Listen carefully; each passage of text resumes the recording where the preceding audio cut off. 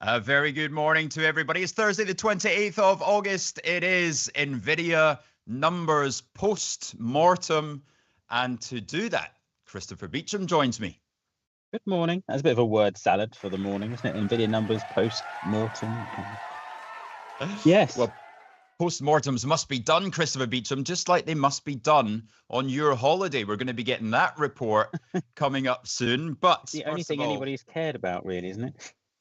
They've all been asking. They've forgot about Angeline's birthday already. It's where did Chris Beecham go on holiday?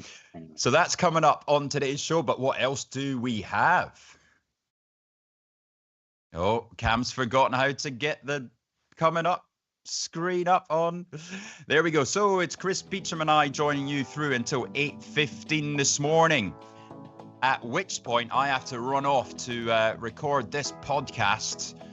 Next series of the podcast coming out. It's the Q&A coming out tomorrow. So we're recording that this morning. So, Chris, who is joining you at 8:15 there? Aaron, I believe. This is a new one for me, Man versus Machine. That will be my first appearance on the slot, I think. So I'm looking forward to that. Yeah, which one am I? I don't know. I don't know. You're about the second one to make that joke in my ear, Rich. So I'm sorry, a bit slow there. But Gary beat you to it. Right, and then we've got Axel Rudolph. He will be charting cryptocurrencies at 8:35 this morning. And then 9 a.m. Producer Phil is going to be doing the All Sessions Open. So that's going to be a treat for you, everybody. He's going to be coming on at 9 a.m. to give you the opening prices. And then we've got Art of Investing episode 7. Coming into your ears shortly after. It's a good one. It's all about the USA and whether the US is in a bubble. Ooh. Right, Chris, come on. Before we Let me guess. I know your answer to that question. Is it in a bubble or not? I think I know the answer to that way, where you're concerned. We can go into it if you like, but we'll do that in the next segment. You're not getting away with your holiday chat first. Okay, what do we want to know? Location, how sunburnt you got, how expensive the prices were. That's, of course, what Axel was telling us. Yeah, but see, he went somewhere far more exciting. I only went down the road to Somerset, so you can't really talk about difference in prices. There was probably cheaper down in Somerset, but you probably nailed it with the weather, though, didn't you? We could pick the best week for weather. Yeah. So we had some really lovely warm days just on the beach, just pottering around. Very nice time. Very, very, very, very much needed after this last year. Much needed holiday. It's been a busy one. Right. So let's. We don't need to know whether you had your factor 50 on or not. So we'll go into overnight action.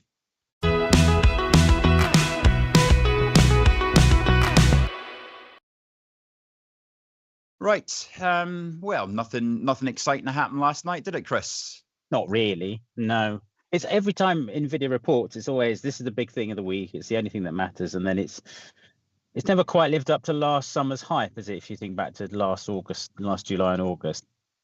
Since then, it's been, by NVIDIA standards, relatively dull. I mean, the shares were down, 5% at most in the wake of the numbers. And then we expect to open about 3.5% lower. So not the craziest fireworks in the world, was it?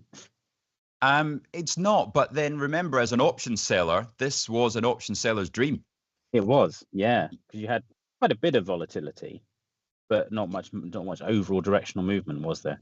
Yeah, so 6% was the expected move. That's why it lurched down to almost that point before rallying, because it's really tricky to know where to go with it, because it's so dependent on that additional 3 or 4 billion from China, that you can't really read much into the guidance. So let's take a look at what the Times newspaper, or the Financial Times, is saying on their front page about NVIDIA this morning. But to summarize it, Chris, it was, in line. It wasn't anything startling. But that's because he can't sell into China yet. Yeah, I think, and the key thing is there, yes, it hit expectations. It did beat on earnings, didn't it? So the key thing is it doesn't beat his normal beats, though. No, it wasn't quite the standards of previous. But this is the thing about NVIDIA: trees don't grow to the sky. How long, as Bloomberg said, at some point you've got to find someone else in the solar system to sell these chips to, if you're not selling it to China. So that's where the growth is going to come from. But the most important thing was that they didn't record any revenue from China in the quarter because of the thing we had in the last quarter, and they haven't really put that in the forecast as well. So even if they get some revival of activity for China, this is the bull view. If they get some revival of activity with China and it starts to sell again, these chips that Howard Lutnick famously dismissed as not very good, that went down very well in Beijing, didn't it? But if that starts to come back again, the argument would be that there's quite a bit of upside there just from those alone. Of course, you might argue that the uncertainty around China and the fact that these trade deals aren't really worth the paper they're written on, and so things could change massively. So it's perfectly sensible to not sort of hope for too much from China, and that it might continue just to be a drag on performance. I think overall it leaves me very happy about the overall picture for NVIDIA. So, I would be very happy buying at 150, at 155, probably happy to sell puts at 160. But I don't see it as $200 soon, because it's on a lofty valuation, and a lofty valuation, you needed to see that 58 billion estimate.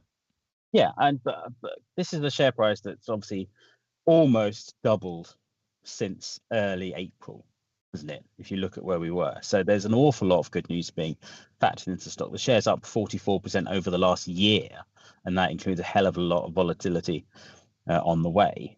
So yes, there's a lot of good news being priced in.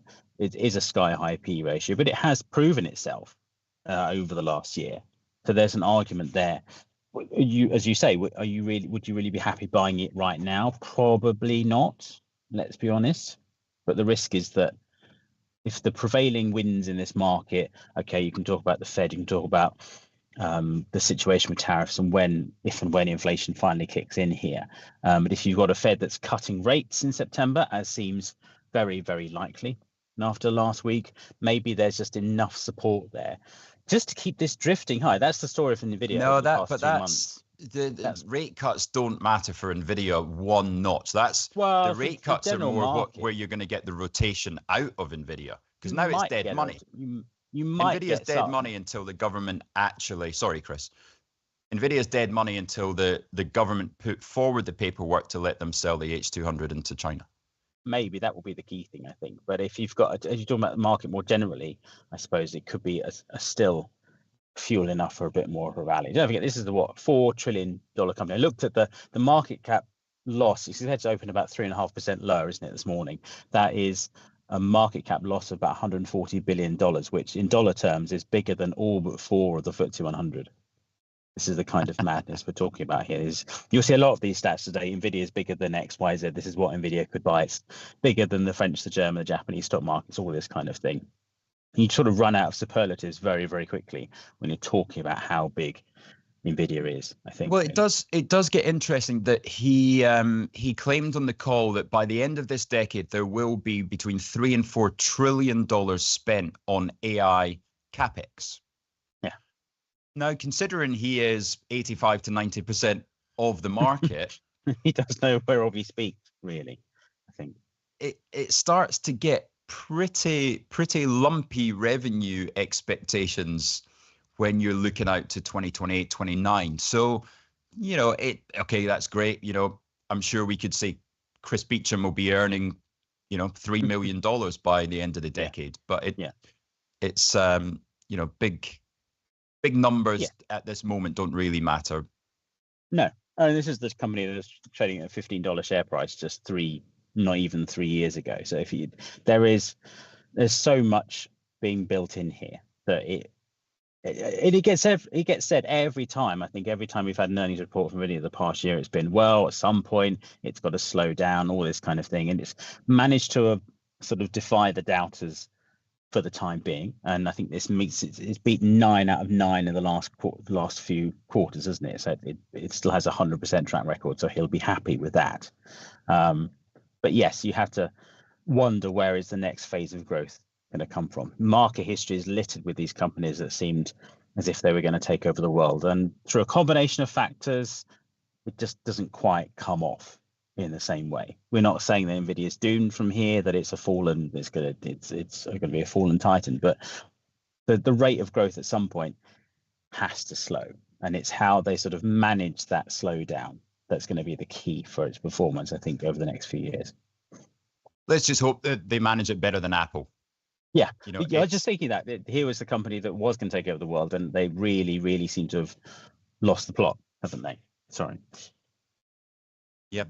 Good. Right. Good morning to you all. Andrew McKelvey telling us that we had some good numbers from Sarabi Gold this morning, and we certainly hope that the market likes them as much as you do there, Andrew. Kate Murphy telling us that she's joining us from poolside. Now you're going to have to add to that. Come on, poolside where? Poolside in Scarborough?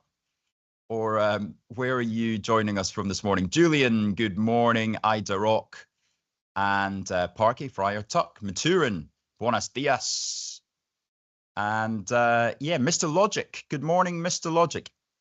Is NVIDIA the world's most valuable or the most overvalued company? I don't think you can argue that it's overvalued. I think there is one in particular in America that is far more overvalued than NVIDIA is. Yeah, I think that's fairly sensible. I think there's not so much. It feels like there's a lot of hype around NVIDIA, and there was, but that seems to have come off a little bit, which is paradoxically, I suppose, quite good for the longer term. Okay, let's do a poll then on, I see producer Phil jumping on Mr. Logic's comment. What stock would you be most comfortable sleeping at night owning? Is it NVIDIA, Tesla, Palantir, or Chris, you name another one there. Oh, Amazon. I was thinking SWC. Did we put that one in there? Cat amongst the pigeons. Yeah. Well, yeah, no, how about Bitcoin? Yeah. So which stock would you be most comfortable going to sleep at night owning? Is it NVIDIA, Tesla, Palantir, or Bitcoin?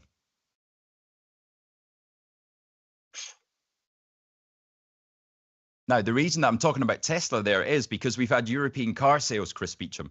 Do you own an electric vehicle? No. No, I don't. There isn't one in the house at all, which is interesting.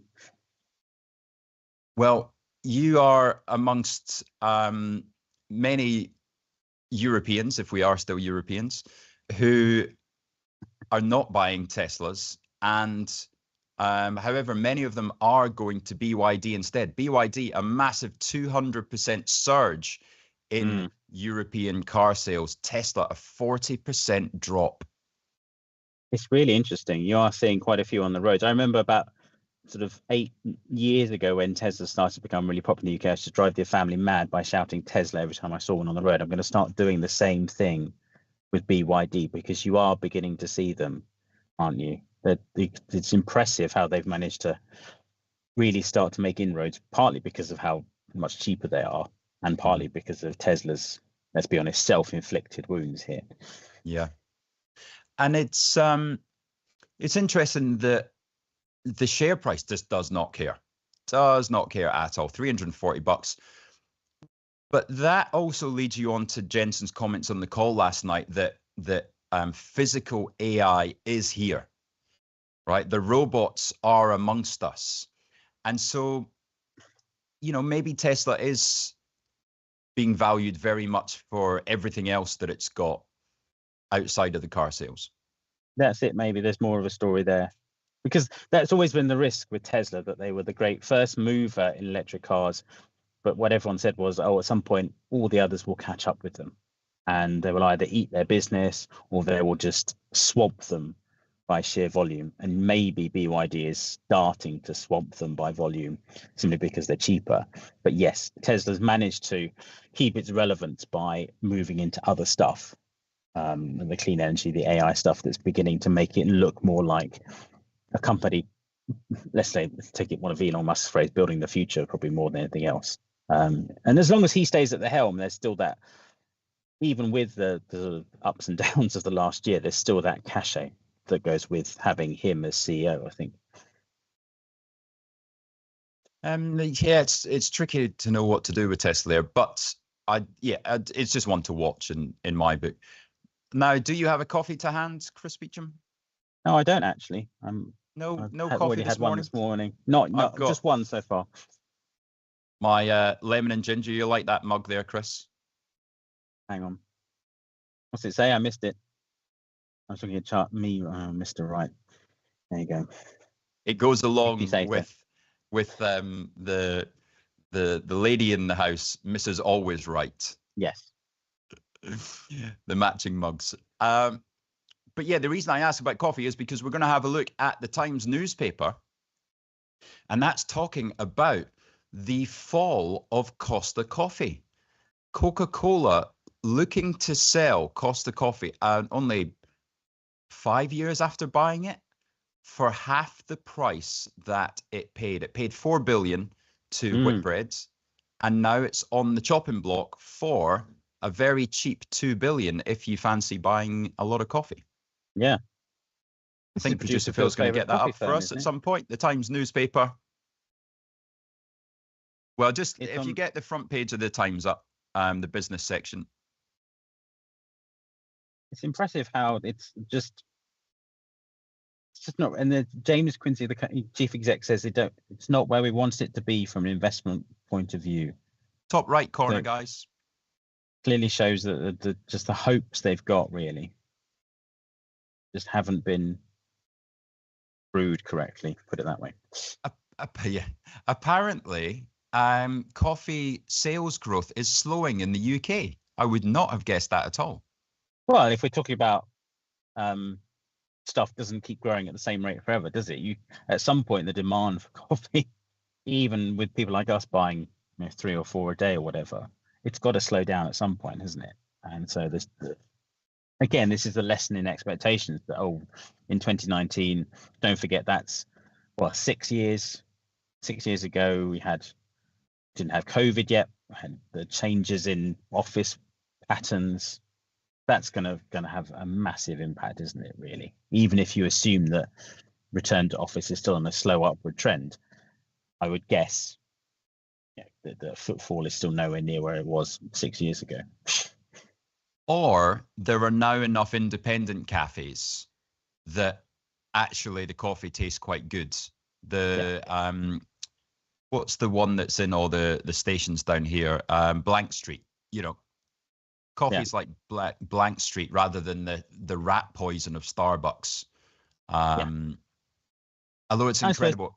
Americans walking around London, you see there's a lot of tourists here the past couple of months. They still go to Starbucks. They don't actually try a good coffee. No. They see their own company that they recognize and they go straight for it. Yeah, they do. But then I suppose, again, this is the Starbucks and Costa pioneered selling coffee to people. And inevitably, as time has gone on, the competitors have appeared and people get more discerning about their coffee snobs, some of whom may be listening into us as we're talking right now, that grind their own beans as well, rather than, just buying the ground stuff. I think standards rise, and clearly Costa, and you can argue Starbucks, have been left behind. Starbucks facing their own challenges in its US market from that Chinese brewer. I noticed, the name escapes me now, but I will think of it in a second. Boise saying Costa branding is so dull. Very good point. They've never really changed that branding, haven't they? That fair enough, keep the color, but change the branding a bit. Really? As rebranding is something people do when there's no other ideas. Well, that segue is beautiful because we go on to the rebranding of Jaguar. Jaguar selling 430 vehicles in Europe last year. Guess how many they've sold in Europe this year, Chris Beecham? Is it fewer than 430? It's fewer than 436, and this is in the month of July. They sold one car in Europe. Just the one? No, Just that one. can't be. That cannot be. One car in the entirety of the European continent. That is how That the seems rebranding is done. And of bonkers. course, the rebranding argument is going on in America just now as well. Is it Crate Barrel or something like that it's called? Cracker Barrel. Cracker Barrel. Yeah, so what is Cracker Barrel? I haven't the faintest. It's something the Americans are all going on about, and even the White House weighed in this week, didn't it, about the rebranding and the refurbishment of the offices. It's And even I in think- the BBC. This is, I don't know, what does it do? Is it a restaurant chain?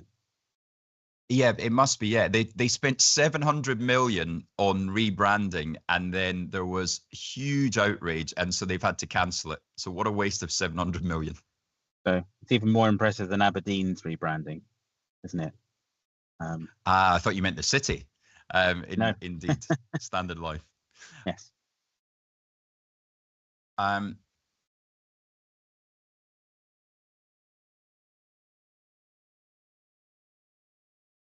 I think you're looking at the wrong month there, guys. 49 vehicles in April. April. Yeah, they were talking about July, in the month of July, I said. Producer Phil getting all jumpy because he's got to do the 9 o'clock all sessions to you all. Right. He's just going to do coffee tasting, isn't it, at 9 o'clock? It's just going to be, different types of coffee. That's surely the best thing for him to do. Maturin saying that here in Spain, so just south of Valencia, I think it is, isn't it? You can get a coffee for €1.50. When I was in Milan, it was €2.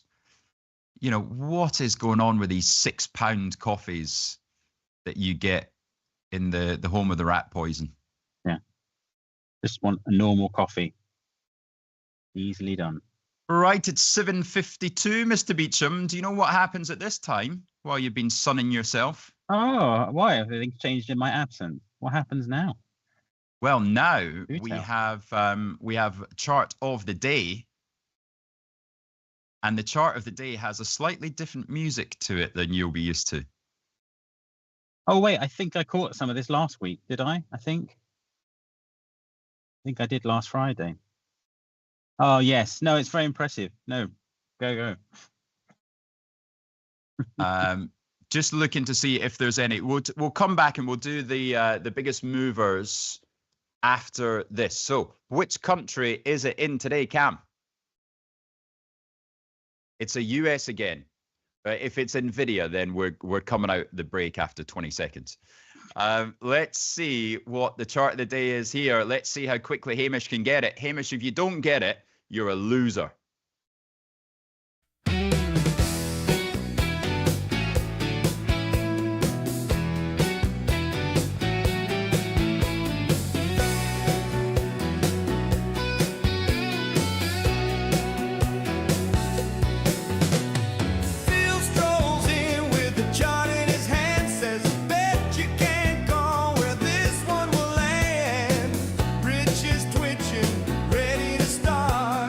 And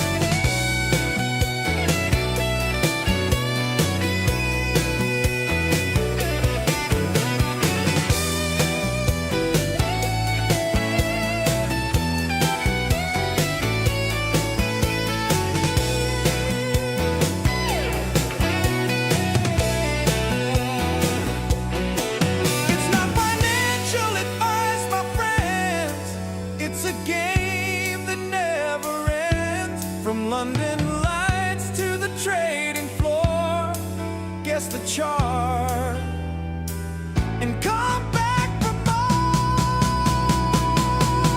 Bill pointed out, crowd leans in, one bold call. Who's gonna win? Cornelia aids it. Yeah. Call it right. Take a shot. Footsie shaking.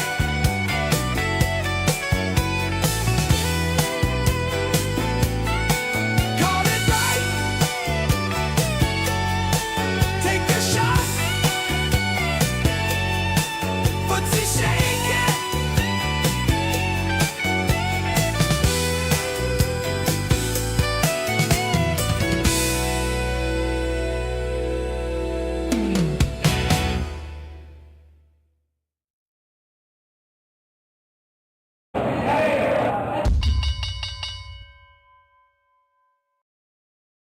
Welcome back, everybody. So, Hamish, I was only joking. Don't you worry.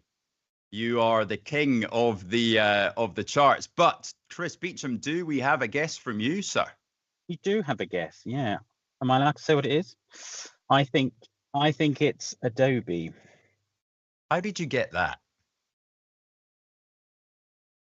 So I must admit, Chris did get that before Hamish, but Hamish was giving everybody else a try. Yeah. Caught short.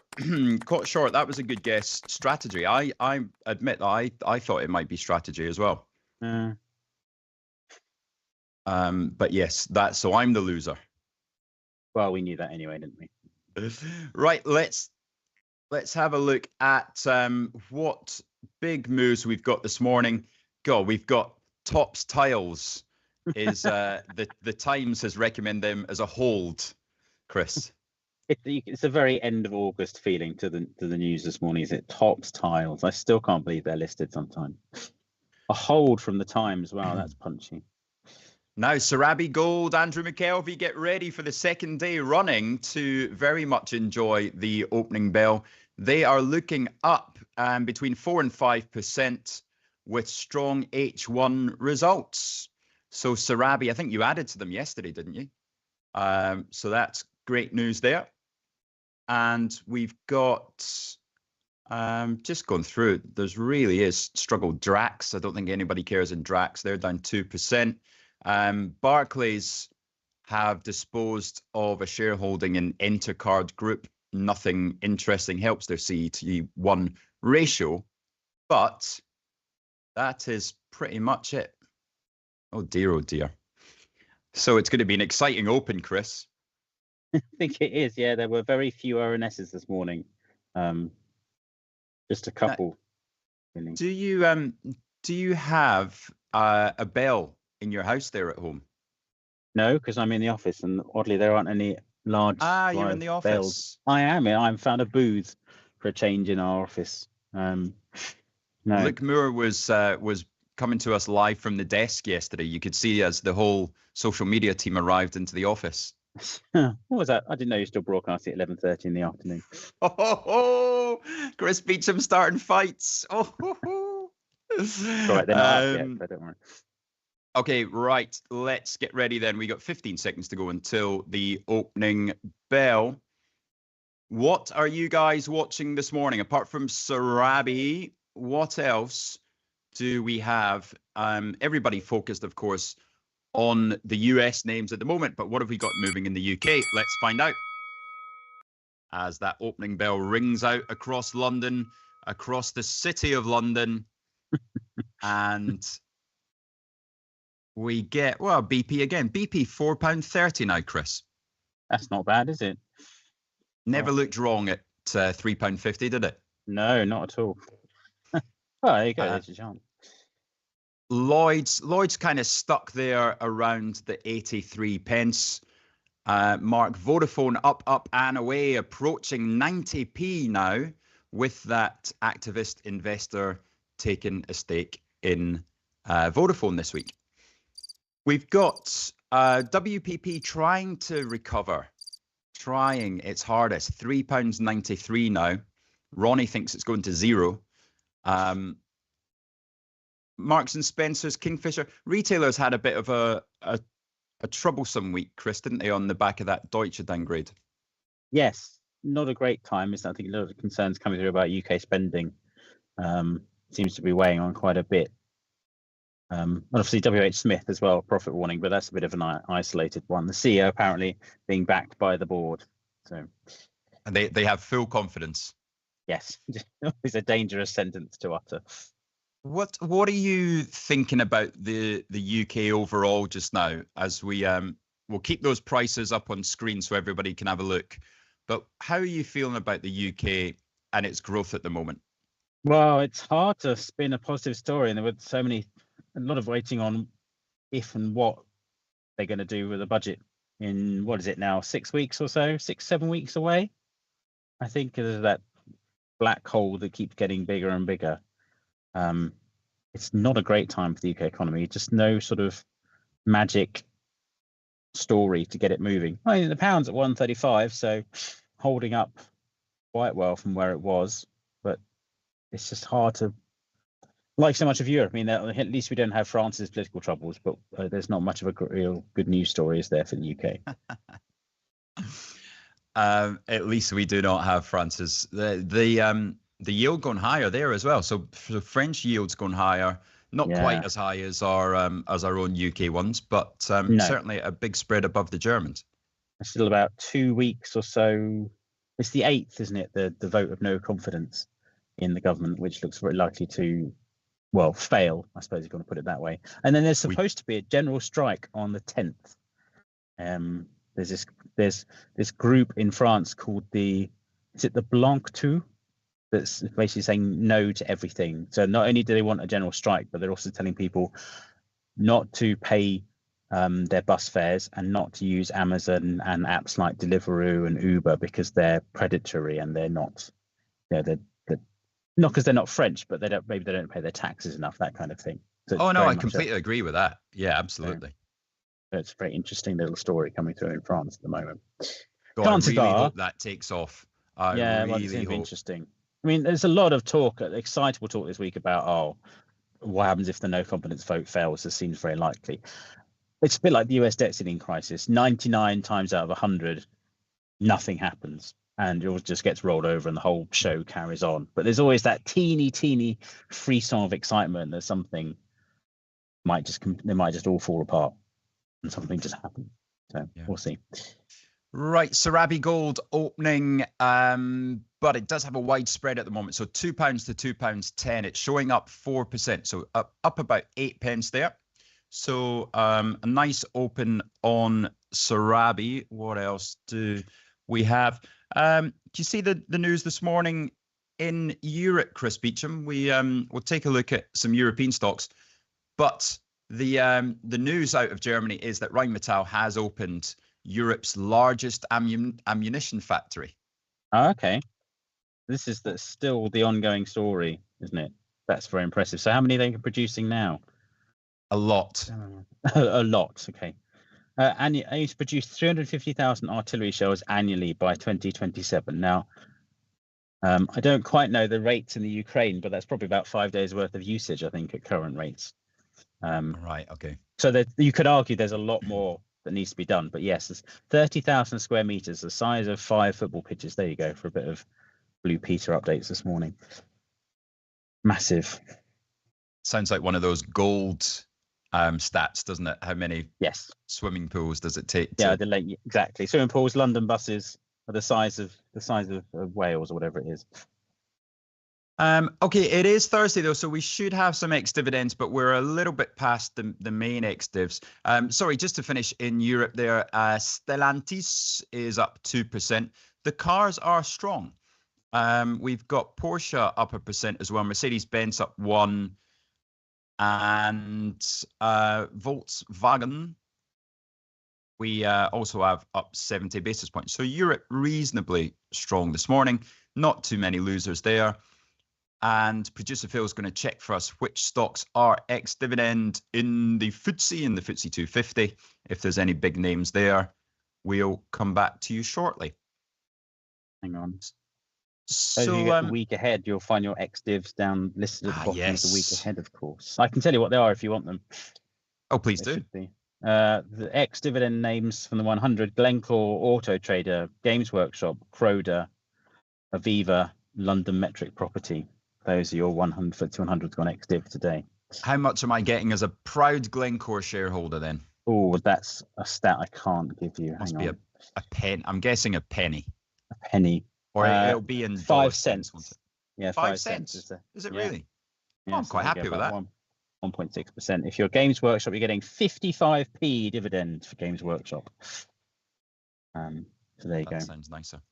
So yeah, just to go back to the UK then, should we be concerned at the moment, Chris? About the stock market or the economy? No, I mean the stock market doesn't really matter, does it? It's as in it's not the UK economy. No, exactly. Well, the 250 would be, but yeah, it's hard to muscle up a positive view on the UK economy right now, isn't it? But then you've got more. Well, are we going to get more rate cuts from the Bank of England? Because those latest inflation stats make it slightly trickier, don't they? Yeah, well, that's kind of my concern, is that you've got inflation heading towards 4%. The growth, we're not exactly seeing bumper growth come through anywhere. We're going to have to see increased taxes. I read at the moment Westminster's kind of putting out a lot of testing the waters on ideas around tax increases, seeing how they would be taken. Yes. And yeah, putting out about 10 of those, and planning to probably move forward with 2 or 3. Yeah, short ones are all going down badly, but then you've got Labour polling at lowest level, 18%. I think was the YouGov poll yesterday put them at 20%. I think it was, which is not quite the lowest ever, but is certainly pushing in that direction. So it's very hard for the government to summon up a positive news story at the moment, and tax increases aren't going to be the way to go. I don't think it's going to be a budget with very many giveaways. Do you? No. The interesting one will be if they give much away before the budget, or it's what are we going to see? I don't know. Let's just hope that the old Beecham inheritance isn't hit, eh? Yes, it should be okay for the time being. Right, Drax down 11% after FC Probe, Supersonics telling us. Yeah, and FCA probe into the accounts. I think it was on the FT this morning. I saw. Oh dear. And then Greg's looks like it sorted itself, small up on the day. But the poll results are in. What stock would you own for a good night's sleep? What stock would you prefer to own for a good night's sleep? NVIDIA, 55%. Bitcoin, 22%. Palantir, 11%. And Tesla, 10%. So Tesla, the least safe stock there amongst our very wise viewers. So that's interesting. I thought there'd be more enthusiasm for Tesla. Yeah, well, that reassures me, because that probably is in the right order as far as outlook on earnings. Because NVIDIA becomes rather boring, doesn't it? It does. It Stocks trades that go up aren't very exciting, are they? That's the problem. Nobody really cares, do they? There's no story there. Well, there's also limited upside, right? Top of your chart is not a ceiling, as I like to tell clients. Just because it's gone up a lot. Well, no, because you very clearly know the earnings. The earnings are 55 billion, because he's predicted 54 and he beats by $1 billion. So it's 50. If you're looking for flexible ways to trade financial markets, whether you're experienced or new to trading, you've come to the right place. China. And you can work out what his earnings will be from there, and then the multiples 33 to 38. So it kind of gives you a bit of a 165 to 190 range. but you can't see it going above 200 because he can't, unless something drastic changes. Yeah. But then what happens if you don't get your 15% drop in NVIDIA? If it doesn't materialize for, I don't know, 6 months, let's say, this, take devil's advocate, let's say this goes and goes for another 6 months. This is the problem, isn't it, in investing? You're going to be really disciplined and wait? Fair enough, you should, but there's always the risk that it pootles, I don't know, let's be argumentative, another $25 higher, and you're still going, oh, I should have bought it. No, I'm not talking about buying. I'm just talking about the upside. The upside's just not exciting. You've got all these stocks that in front of you that have 20 to 30% upside, and NVIDIA's got, at a push, it's got 13. Well, the lesson of this stock market is that the winners keep on winning and the heavyweights keep on being heavyweight, and that's the key, really, isn't it? I think if you could, how secure is your 30% upside? Is that really going to materialize? It's not always the case. I think I still. But you're talking about in a market that continues to go higher. So I would say yes, you're either going to get rotation into value stocks, or you're going to get these tech stocks that have actually got significant earnings growth. NVIDIA can't have significant earnings growth because it's valued at $4.5 trillion. Yeah, in the short term, yes. I think it's interesting. You're the one person, aren't you, that every year the FT writes is it time for value stocks to do well? And the answer for 10 years has been no. I think it's amazing how every sort of 6 to 8 months the hope springs eternal with value, and then the rotation pootles along a bit, and then it goes, the normality reasserts itself. I'm not saying it can't go on forever, but it's impressive how that story keeps getting written, and yet the dog doesn't quite bark. Value never quite catches up, really. What about your 150 basis points of rate cuts in the next 12 months? Oh, well, that depends on what Fed makeup he gets, and how is the market going to take that line down? Is he going to, the attempt to fire Cook clearly isn't going to go very well because she's going to fight it. And then where else are you going to get your Fed board members from? That's going to be the interesting thing. Obviously, with Powell going, that does change the board slightly. But it looks like this is very much a run it hot US economy, isn't it? This is how they want it to go. And that's going to be very entertaining. I think people forget. When was the last time we really had that kind of real pushing the pedal to the floor in the US economy without worrying about inflation? Very, very interesting to see, I think. What inflation number do you think causes the bond market to break? Oh, where are we now? Where are we now in US inflation? 3, is it? Where is it now? What's the current figure? Oh, 2.9. 2.9. So, gosh, it's got to stay north of 4, isn't it? Really, for a while, I think. That's, again, markets are very good at adapting to the situation, but if you have a number that refuses stubbornly to come back down from that, then it's when you start to get a real worry. I think that's the kind of thing where the bond market really starts to bite. And once if you succeed in cutting rates by that amount, where's your next fall guy? Who's the next person you're going to blame for borrowing costs not coming down? Yeah, you've got no margin for error, don't you? Because what do you do if rates are 3%, inflation is 4%, and then you start getting negative jobs number from AI coming into workplaces, and unemployment suddenly start printing 5.5%? You know, where do you go from there? Exactly, and that's gonna hit your poll rating something awful.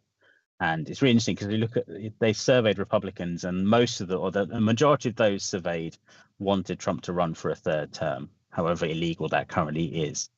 Now, if the second half of the presidency goes that way that you're just saying about inflation, unemployment, those numbers could change very, very quickly, I think. Oh, it's going to be an interesting one. I cannot see past gold. 3% interest rates, 4% inflation, and then a downturn in the jobs market. I just think I think gold's got $5,000 written all over it in 18 months. That's the kind of, I think, prediction you could well see coming true. Maybe not 18 months, maybe a bit more than that. Yeah, depending on how quickly this stuff materializes. But yeah, it's had a real tough time, since April. Every time it gets to about 3,400, it gets a little bit higher, just can't hold it. So there's the story missing there from gold. What's the thing that's gonna get it through that line off to 3,500? Because once it goes to there, you've probably got momentum takes over in gold. Yeah, that could be really impressive. Right, that could well be our story for September. I think September. Are we going to see gold go through 3,500? I would think that could be one of the stronger probabilities in from what I'm looking at the moment. But Chris Beecham, it is time for you to take on the man that is Aaron. Looking forward to it. So thank you very much for today. I'm going to run over to the podcast studio and we are going to be recording The Art of Investing with Mr. CJ Fellingham and Mark Spice Holden. So that is what I'm running off to do. But I just want to say thank you very much to you all. Great to have you online as always. We are very grateful for you tuning in every day, especially the last couple of weeks. You know, it's a bit higgledy-piggledy with all the different backgrounds, and you know, welcome into my home. You're most welcome. Would you like a cup of tea, Monkey Man? But yeah, thank you very much for putting up with the studio restoration in the last couple of weeks. We are in there on Monday, so very excited about that. Tomorrow, our last day from working from home. It's been lovely while it lasted, but. Yes, Angeline will be back from holiday on Monday as well. We'll see you in our new studio, but we'll see you tomorrow first, because we've got those Marvell numbers tonight. So if you're in Marvell Technologies, just beware. It's a very volatile stock. Oh, and I haven't updated you. I took your advice, people. I listened to the poll yesterday in MongoDB. Tom Sosdorf says, "Who the hell calls a company Mongo?" That was his reaction yesterday when I was telling him the trade that I had on. BAT also helped me, but we took the money, so a nice solid 26 times the original stake, which is going to pay for our team night out. So Cam whooping in the background. That's going to buy the drinks. Oh, wow. There it is. Good stuff. And Davey J asking, how was Coldplay? Absolutely wonderful. If any of you get the chance to go along to Coldplay, even if you're not a big fan of Chris Martin, absolutely incredible. And Wembley, I tell you what, Chris Beecham, we got out of Wembley in about 12 minutes. I stayed right to the end, which I don't normally do. And the four of us, we were, all athletic backgrounds. We made it to the train within 12 minutes. Boom, straight down to Marylebone Station and out of there. So, Wembley infrastructure very well built. Tune in tomorrow for more exciting updates on the state of London's transport network. He's back. There's the holiday's gone. Hello, I'm Axel Rudolph, Senior Technical Analyst at IG and Fellow of the Society of Technical Analysts with over 30 years experience in trading the financial markets. I've been following cryptocurrencies from the very beginning, and with IG's new crypto offering, I can finally share my technical analysis expertise on crypto with you. So join me every Wednesday morning for my new show, Charting Crypto, where I'll be answering your technical analysis questions on all things crypto, live on Trade Live with IG.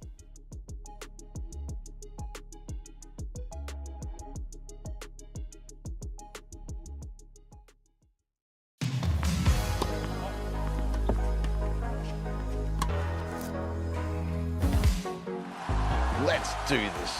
Hello, Pat Cash. So guys, I've always been known to be the fastest, the fittest, mentally the toughest, but the cash returns. That's something else. Watch and learn.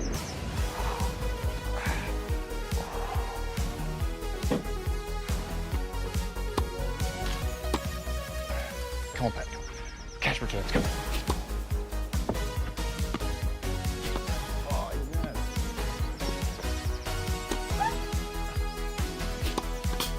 Hey guys, where are you going? You're not going to get better than cash returns.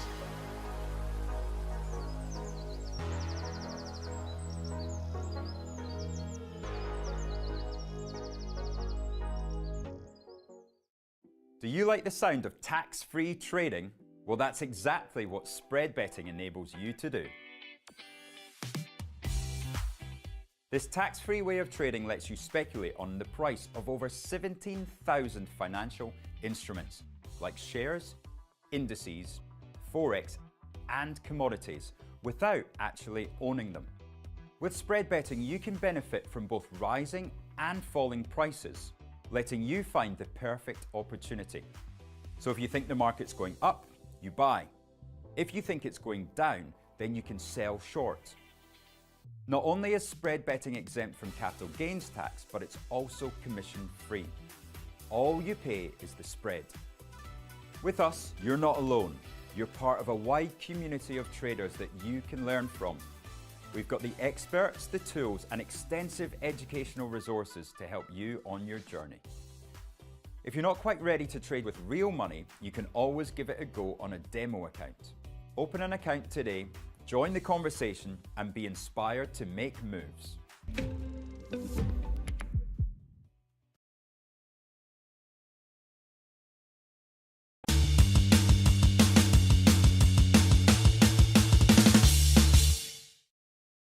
Good morning again, everyone. Welcome back to Trade Live with IG. I'm Aaron Bright, and pleasure to be joined by Chris Beecham for this segment. How are you doing, Chris?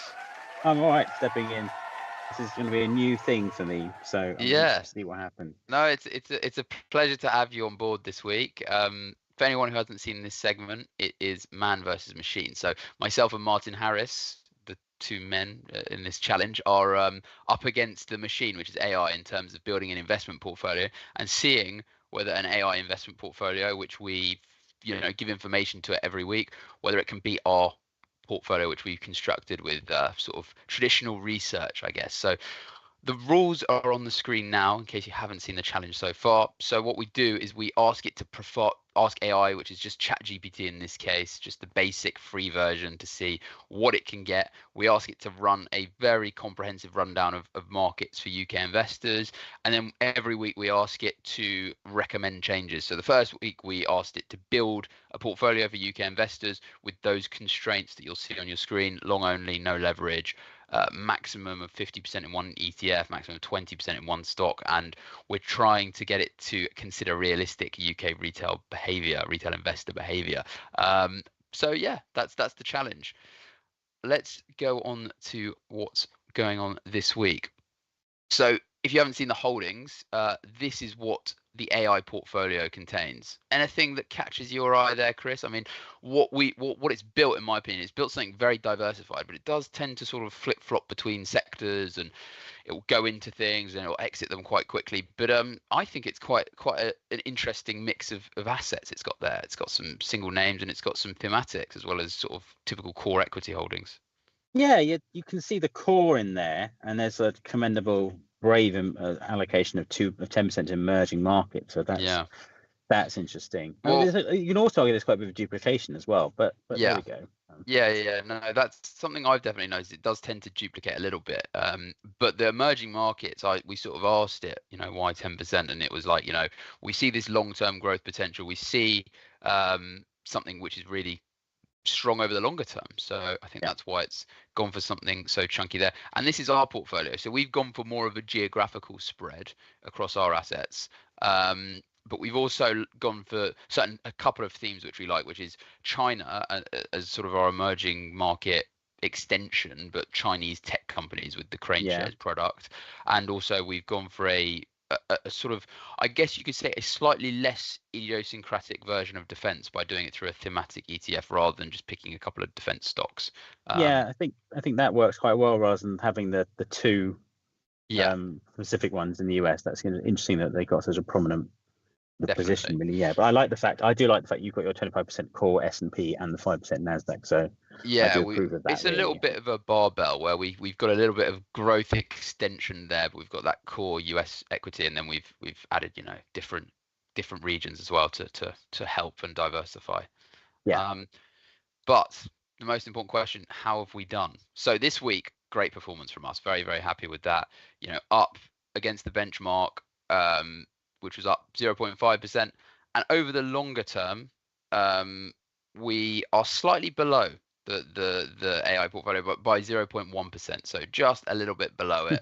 Nothing too crazy, still pretty much neck and neck over the long run. But this week, yeah, really, really strong performance for us. And I think just going on to the drivers, which is really important. So why did we, you know, have such strong performance over the course of the week? Well, the Chinese sort of idiosyncratic tech position did really, really well for us this week, and so did defense. Whereas if you look at some of their decliners, which is what we were saying, when you go into these sort of sector positions, there can be quite a steep drawdown in some of these areas week on week. You know, for we've seen that with healthcare year to date, and I think infrastructure also had a bad week.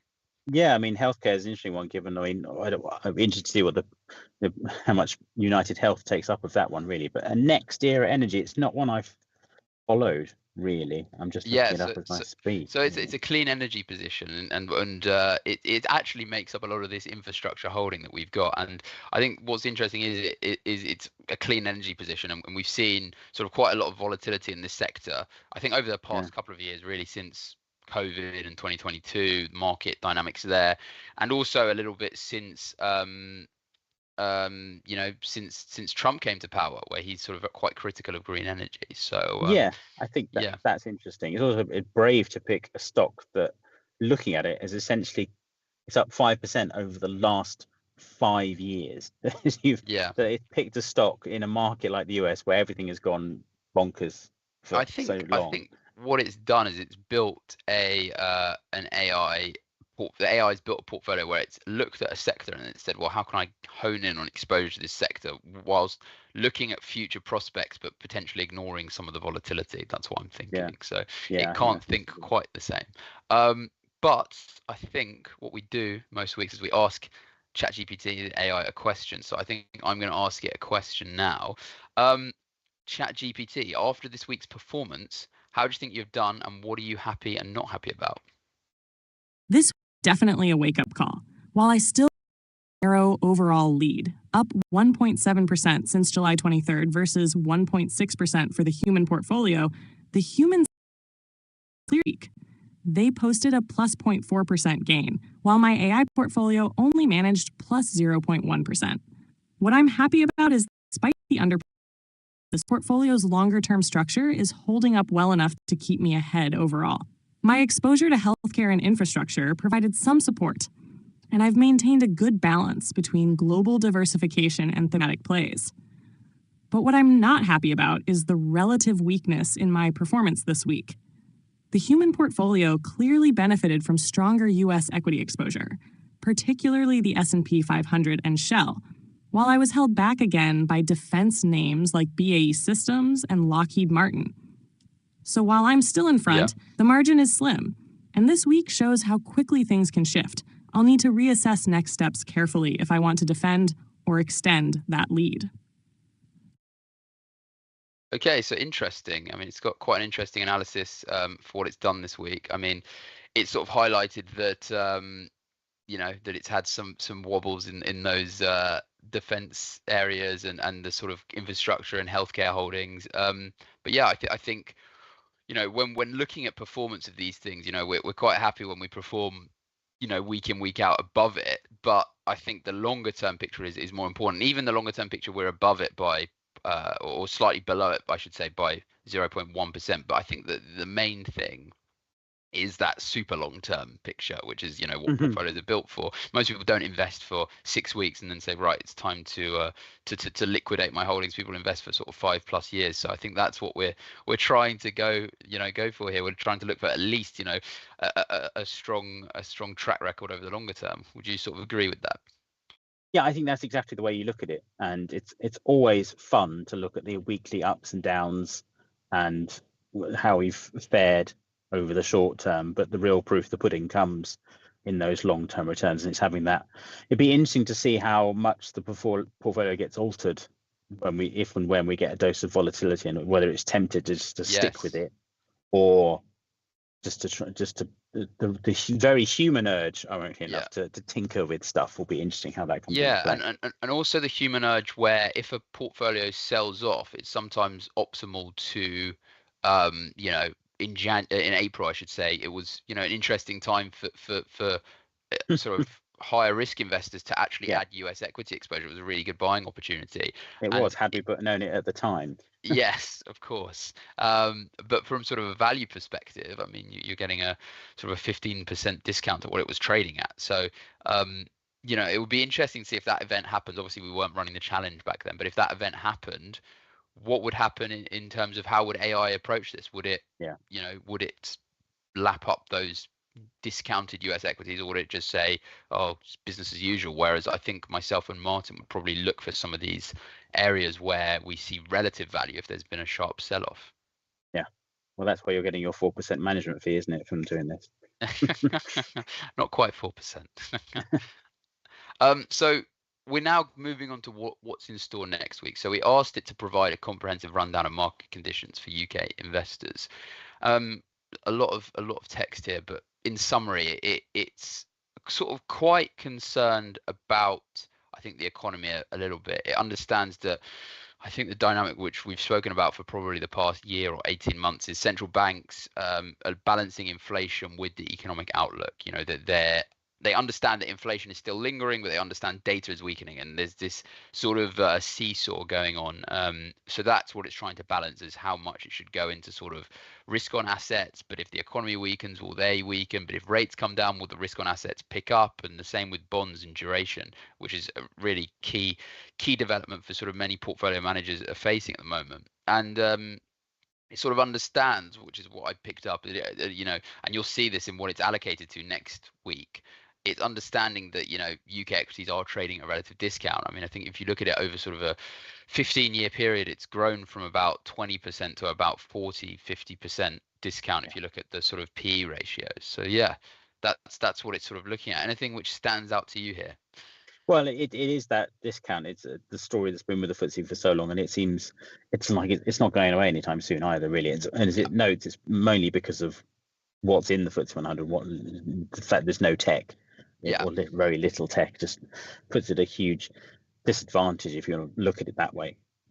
On that front, yes, I noticed the sort of moderate growth forecast with cautious optimism amid ongoing global uncertainties. I think that's not the case, but yeah, I think it's sort of a bit too optimistic sometimes. I think, you know, I think growth could be under pressure, certainly. But of course, blind optimism has been the way to go this year, so it'd be very interesting to see whether that holds up, really. Yeah, I mean, it's been, the story this year has been be long US, then be sell out of it, then sort of be long everywhere else. But if you bought back in April, you know, it was a great opportunity. Precisely. So it's been an interesting year, and it's been, I think, one of the first years in a while. I mean, you used to get this a lot in the sort of 2010s, early 2010s, where, you know, international equities are outperforming US equities. You know, I think that was you know, the case for certainly a long time post GFC. But you know, it's I think every investor now looks at what's going on in equity markets year after year, looks at the performance of each indices, and you know, it's extremely rare to not see US dominating.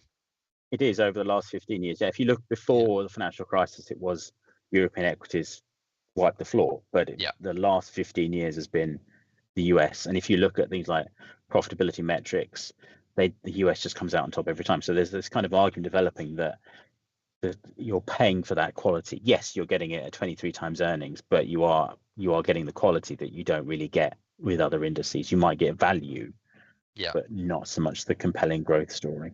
definitely. I completely agree with that. And that's I think really, hits the nail on the head in terms of diversification. Is you don't want to essentially be in, and this is kind of what AI has picked up on and what we've picked up on in terms of how we construct our portfolios, is you don't want to be so concentrated in one sector, because you are at the behest of certain sectors, certain geographies, certain regions.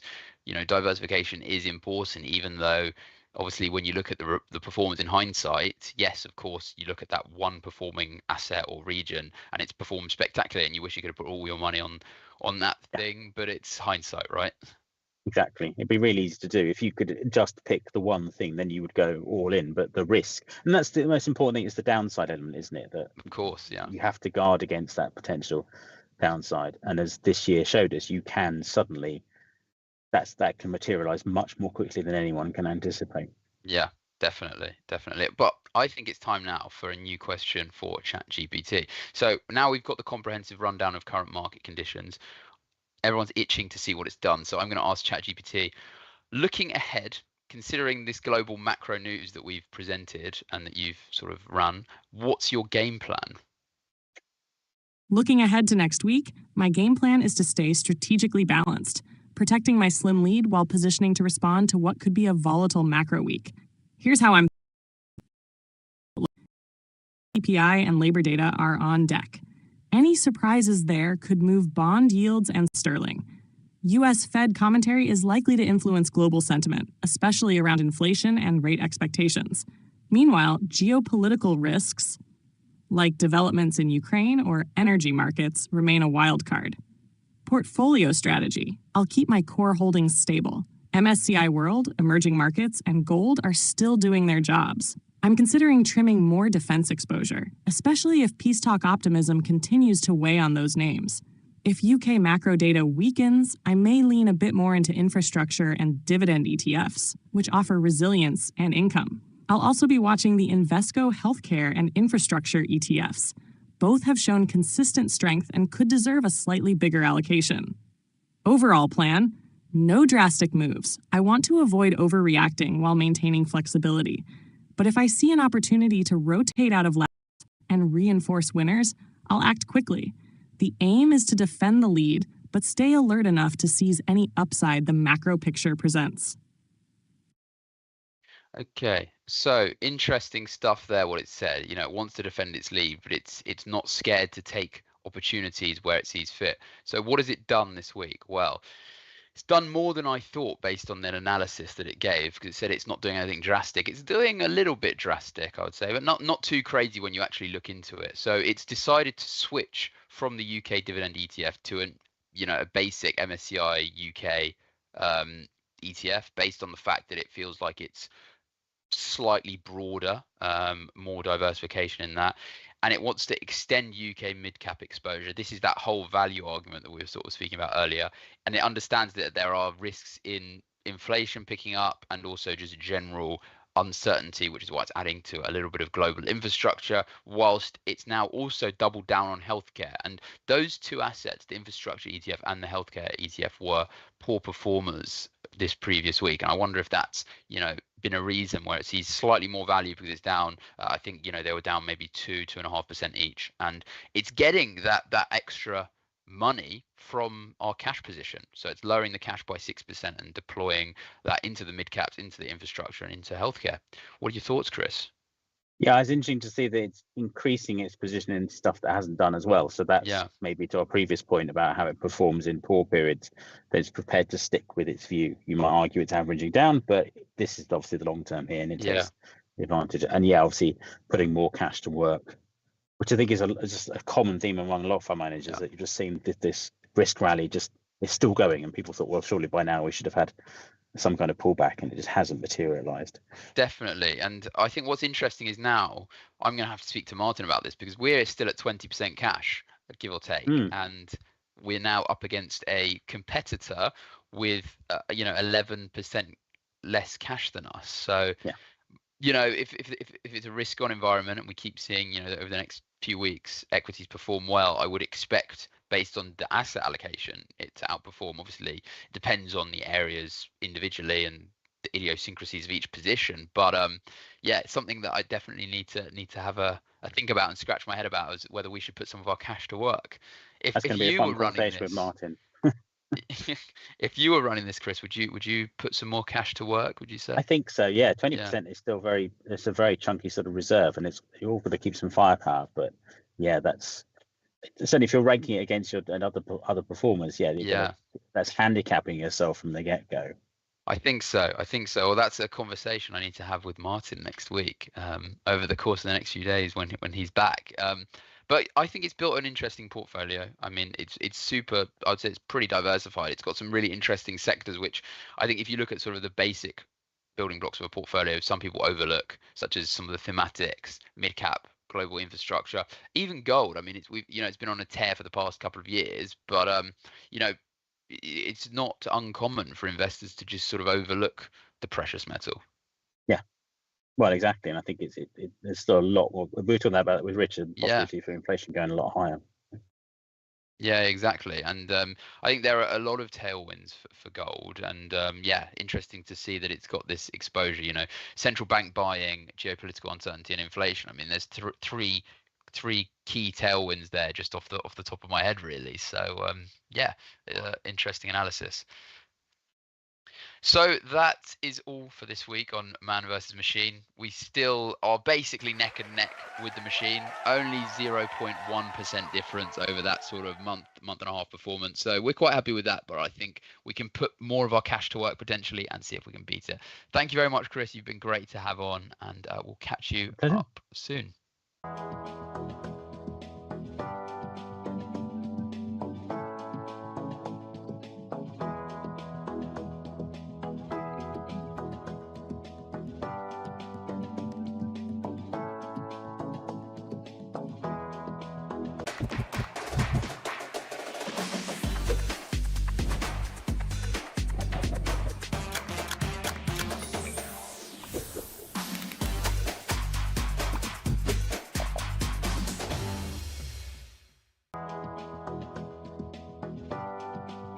If you're looking for flexible ways to trade financial markets, whether you're experienced or new to trading, you've come to the right place.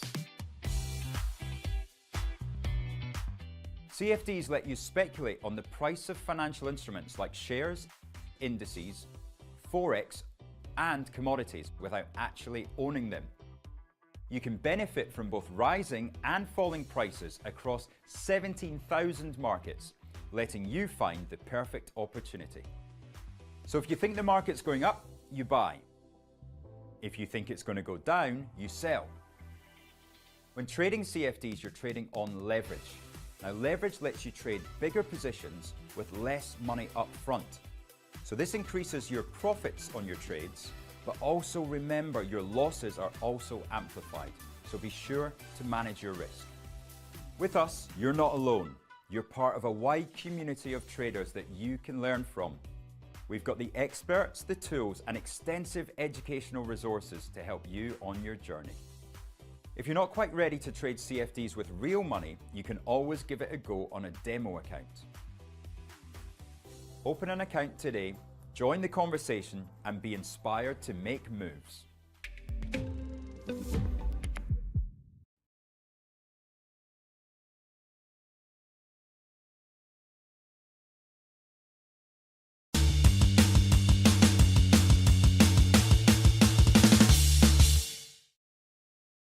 Hello and welcome to Charting Crypto, this time on a Thursday instead of a Wednesday.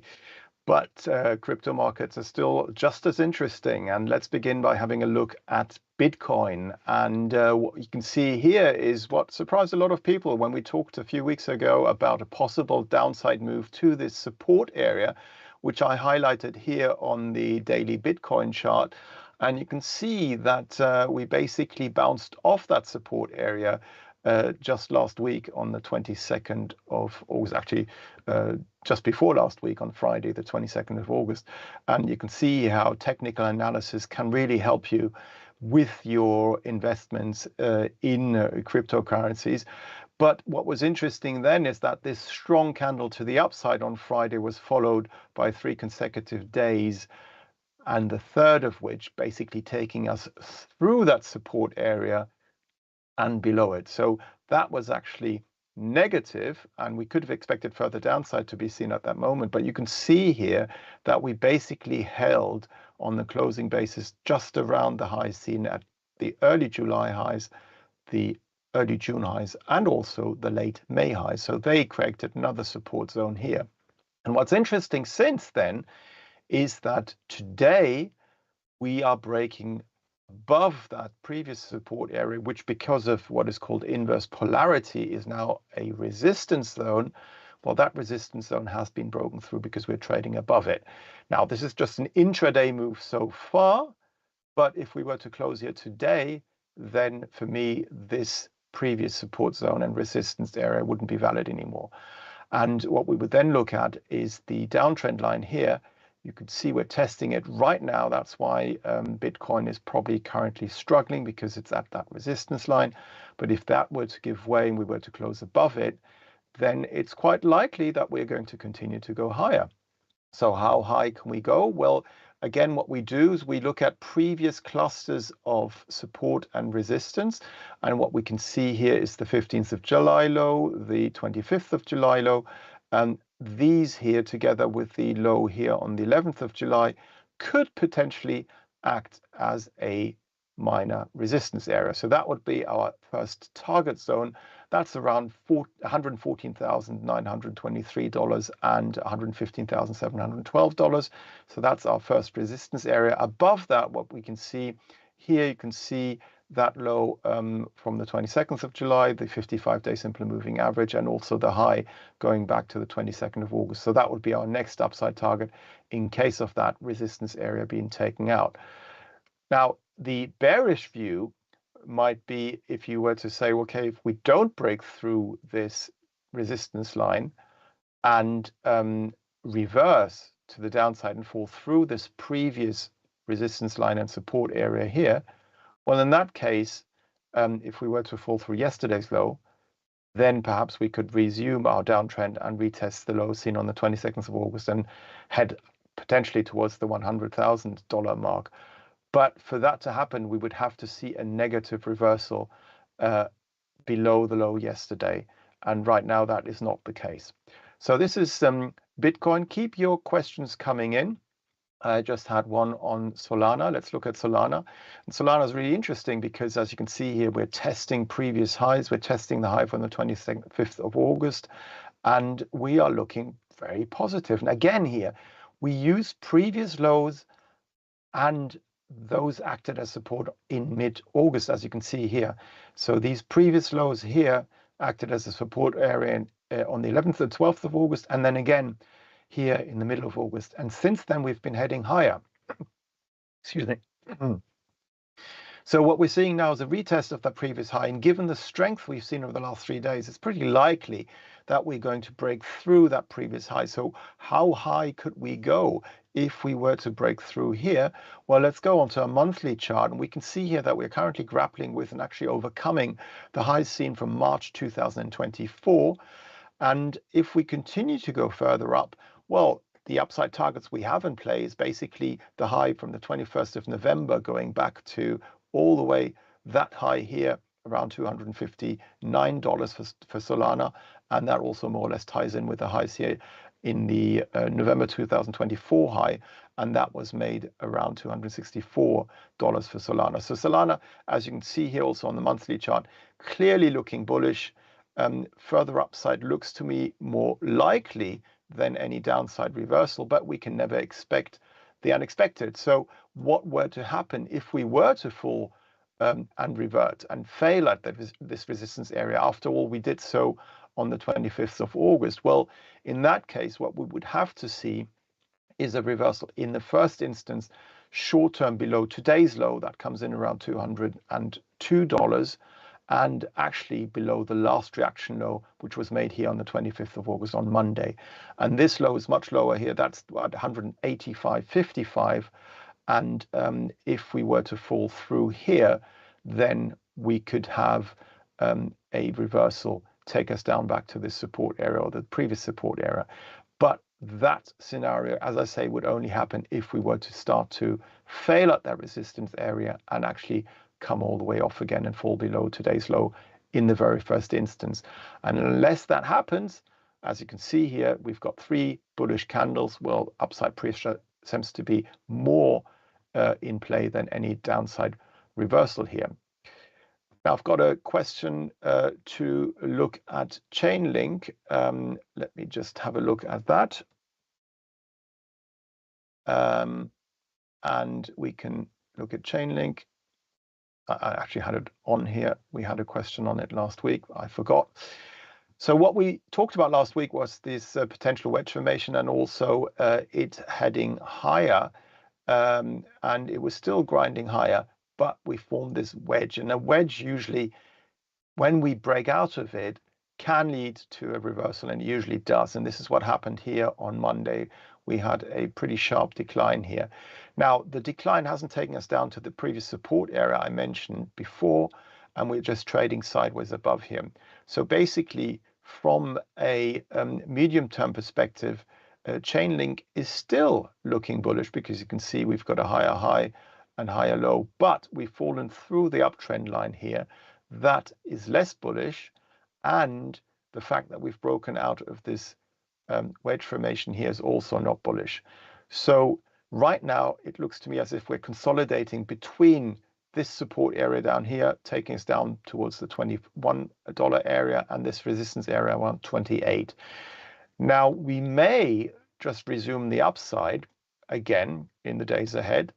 And if so, what we need to do is hold above the last reaction low. What is the reaction low? It's the low below the low on the left and on the right of your daily candlestick. That was made on Tuesday, and it was made at 22.88. So as long as we stay above there, it is just a sideways trading range in an uptrend, and we may retest the highs and go further up again. But ideally, what I would like to see is a rise above Monday's high, because that's where we saw this big candle take us down. That's when we broke out of and fell through this uptrend line here. So that's the important high here. If we take out the high from the 25th of August at $26.45, then it's very likely that we're going to head above the 22nd of August high and head towards the $30 mark. Now, if we were to fall through the Tuesday low here at $22.88, however, we would most likely extend this decline towards this support area here. And you can actually make that wider if you wanted to, because you can also incorporate the high here going back to July of this year. So that would be our support area, taking us down towards $20.28, for example, in case of this low giving way. So right now, we're just trading sideways. We'll need to see whether we can have a break above the last 2 days highs here, which would take us probably towards this high here, or whether we fall through this low here, in which case it's more likely that we drift lower towards this support area here. So that's my take. Obviously, I'm not giving you any advice. And as you know, cryptocurrencies are unregulated. So therefore, they have a far higher risk than regulated markets, such as, for example, the FTSE 100 or other asset classes. But yes, if you look at Chainlink, that's what it looks like from a purely technical perspective at the moment. Now, I've got a question on Ether. Ether here is very interesting as well, because we are seeing something which is kind of interesting, because Ether hit an all-time record high, and there wasn't really that much fanfare on Sunday, because that happened over the weekend. And intraday, we hit an all-time high at $4,954. And then on Monday, we came off. And what's happened here is interesting, is that basically you can see here we had a higher high on that Sunday when we made the all-time high. But on the relative strength index down here, we had a lower high. So that wasn't confirming the up move to a new high. And that meant that the probability was quite high that we would see at least a short-term reversal against the overall uptrend here. And this is exactly what happened on Monday. So we fell to basically Tuesday's low here at $4,316 or so. That was right on the support line here that I drew in, which is now an uptrend line, because we've got 1, 2, 3 touching points. And basically, we are seeing just consolidation above that low. And the analysis is the same as for Chainlink.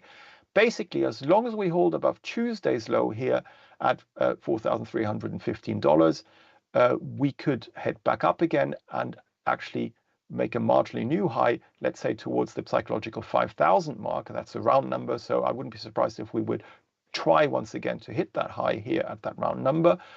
But if we were to fall through the Tuesday low, in that case, we're breaking through an uptrend line. And as you can see here, I've got this support area drawn in here. Now, why is that support? Basically, what I've done, I've taken the highs and I'm going all the way back to the March 2024 high, the May 2024 high, the December highs of 2024, and the high of July 2025. And that support area here basically held at the 20th and 21st of August. That's why we bounced off there and made a new high. And if we were to fall through Tuesday's low, we would most likely retest that support area here and see whether we can hold there or not. As long as we do, that is just a sideways consolidation phase after making an all-time high, so still bullish.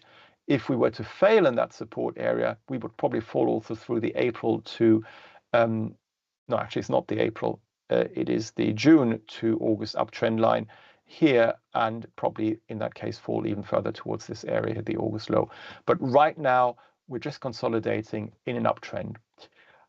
Let's look at Doge. And what we can see here is that Doge is not as bullish as the other cryptocurrencies. And if you look at it, what we can see here is, first of all, this resistance line. And what we can also see is this support line coming in on this chart. Now, what is interesting is that we broke marginally below that support line. So we just redraw our uptrend line, which is now still a support line because we only have 1 and 2 touching points. And this one you could say is a downtrend line because that nearly touched this area here, in which case we would have 3 touching points. But either way, what we're seeing is a sort of triangle formation, sideways ranging trading pattern, and not much really going on. Now we've got the 200-day simple moving average down here at around 20 cents. And we've got these lows going back to Monday's low here at 20 cents 60, and the previous low from the 20th of August at 20.80. Those here should act as support going forward. And as long as we hold above there, I believe further sideways range trading is in store, and we may grind back up again towards that resistance line. But if we wanted to become bullish again, we would have to take out the 17th of August high, but also more important, the last reaction high. And that's this high here from the 24th of August. And that was made at 24.50. So that is our resistance area here. And a break above there would probably take us back to the mid-August high here, 25.60. But right now we're just sideways trading, bouncing off support. We look as if we are more likely to continue to head higher in the very short term. And as long as we stay above the Monday low, we could still head higher again in this sideways trading range. If we were to fall through there, it's very likely that we would retest the 200-day simply moving average here at just below 20, and also perhaps the low here from the mid-July and also beginning of August, and that would come in around 19 cents. Right, since I don't have any more questions, thank you very much for watching Charting Crypto with me, and we'll be back next week. Thank you. Goodbye.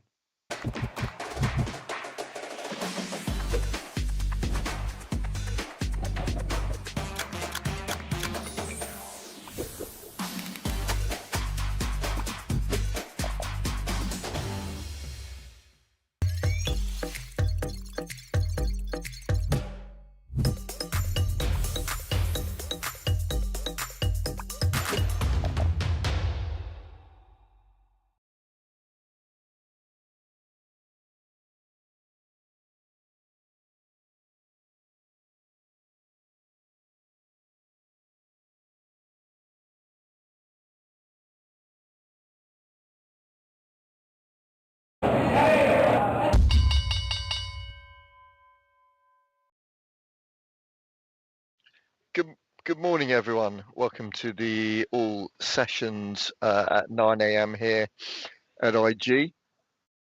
Just starting off here this morning, we're just having a quick look at after the bell this morning at 9, seeing what's opened up. You can see NVIDIA is down straight away on the back of the results last night. We had a move last night in NVIDIA, traded around about 182.50 just before the results came out, did drop down to the 175 mark, now trading 177 in the all sessions. NVIDIA was an interesting one last night. I mean, it did record record Q2 revenue of 46.7 billion, driven really by strong data center and networking growth. But the market, as you can see, was expecting possibly a little bit more overall, especially with the news around their China production as well. On NVIDIA, do keep an eye on that as it opens up this morning. CrowdStrike, CRWD, that delivered record Q2 results as well last night. CrowdStrike had about 4.66 billion of revenue, 1.17 billion revenue, year on year, which is up 20%. Strong AI driven demand. And so their FY26 guidance is looking good at the moment, coming in at around about 4.8 billion, which will see quite an uplift for CrowdStrike. So do keep an eye on that. This morning, CrowdStrike's trading at 405.90 at 408. So it is down about 3% on the all sessions open this morning. But one for the viewers, for you to keep an eye on. So NVIDIA last night, CrowdStrike, and the other one yesterday evening that we were seeing business in was Snowflake. SNOW is the mnemonic, is the code on that. On the all sessions, it reported last night its Q2 production revenue of just under 1.1 billion, but that was up just over 30% year on year, with 125% net revenue retention. AI adoption, like a few of the other companies, is accelerating. And it looks like it's getting about 50% of new wins in business as well. Its forwards guidance on revenue was raised to 4.4 billion, which will be up about 25% year on year. And Q3 product revenue guidance is in line with a small increase as well. So do keep an eye on that. So from last night, NVIDIA, CrowdStrike, Snowflake on the all sessions platform reported last night. Do keep an eye on them this morning. They've all opened up this morning. So CrowdStrike's down about 3%. NVIDIA at the moment is trading, bear with me please, down 1.8%, and Snowflake at the moment, as you can see, up round about 14%, 14%. Could we have a quick look at Dell as well, please? Dell Technologies, an all session stock here at IG in London. That's reporting tonight. Trades around about the $132 a share mark. It's just off a couple of cents this morning on the open, but do keep an eye on that. It's reporting tonight.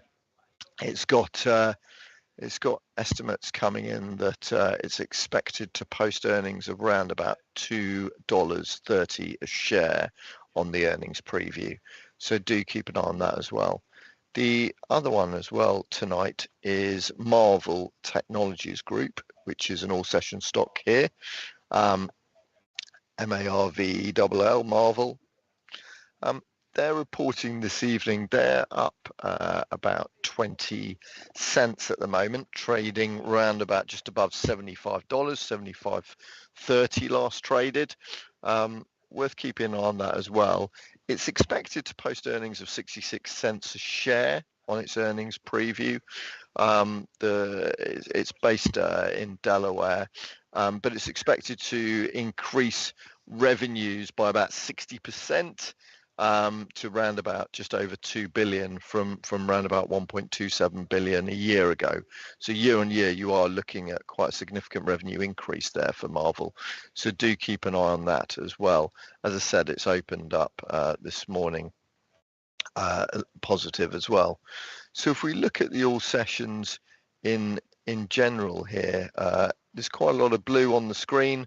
You can see quite a lot of the AI and technology stocks are looking a bit more positive this morning.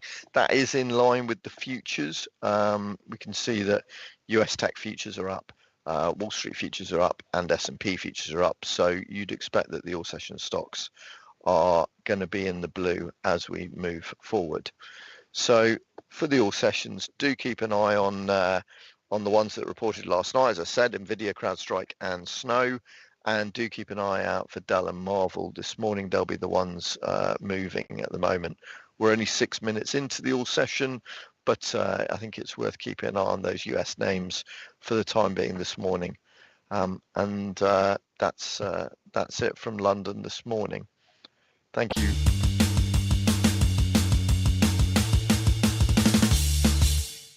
Those which did perform particularly poorly, NASDAQ, which fell by 3%. So there's a lot of people hurting. They all want it to go down so they can buy it. In 1 year, it went up 86%. What a miss if you had sold early. What a miss. Brace yourself. NVIDIA would be worth 8 times what it is today.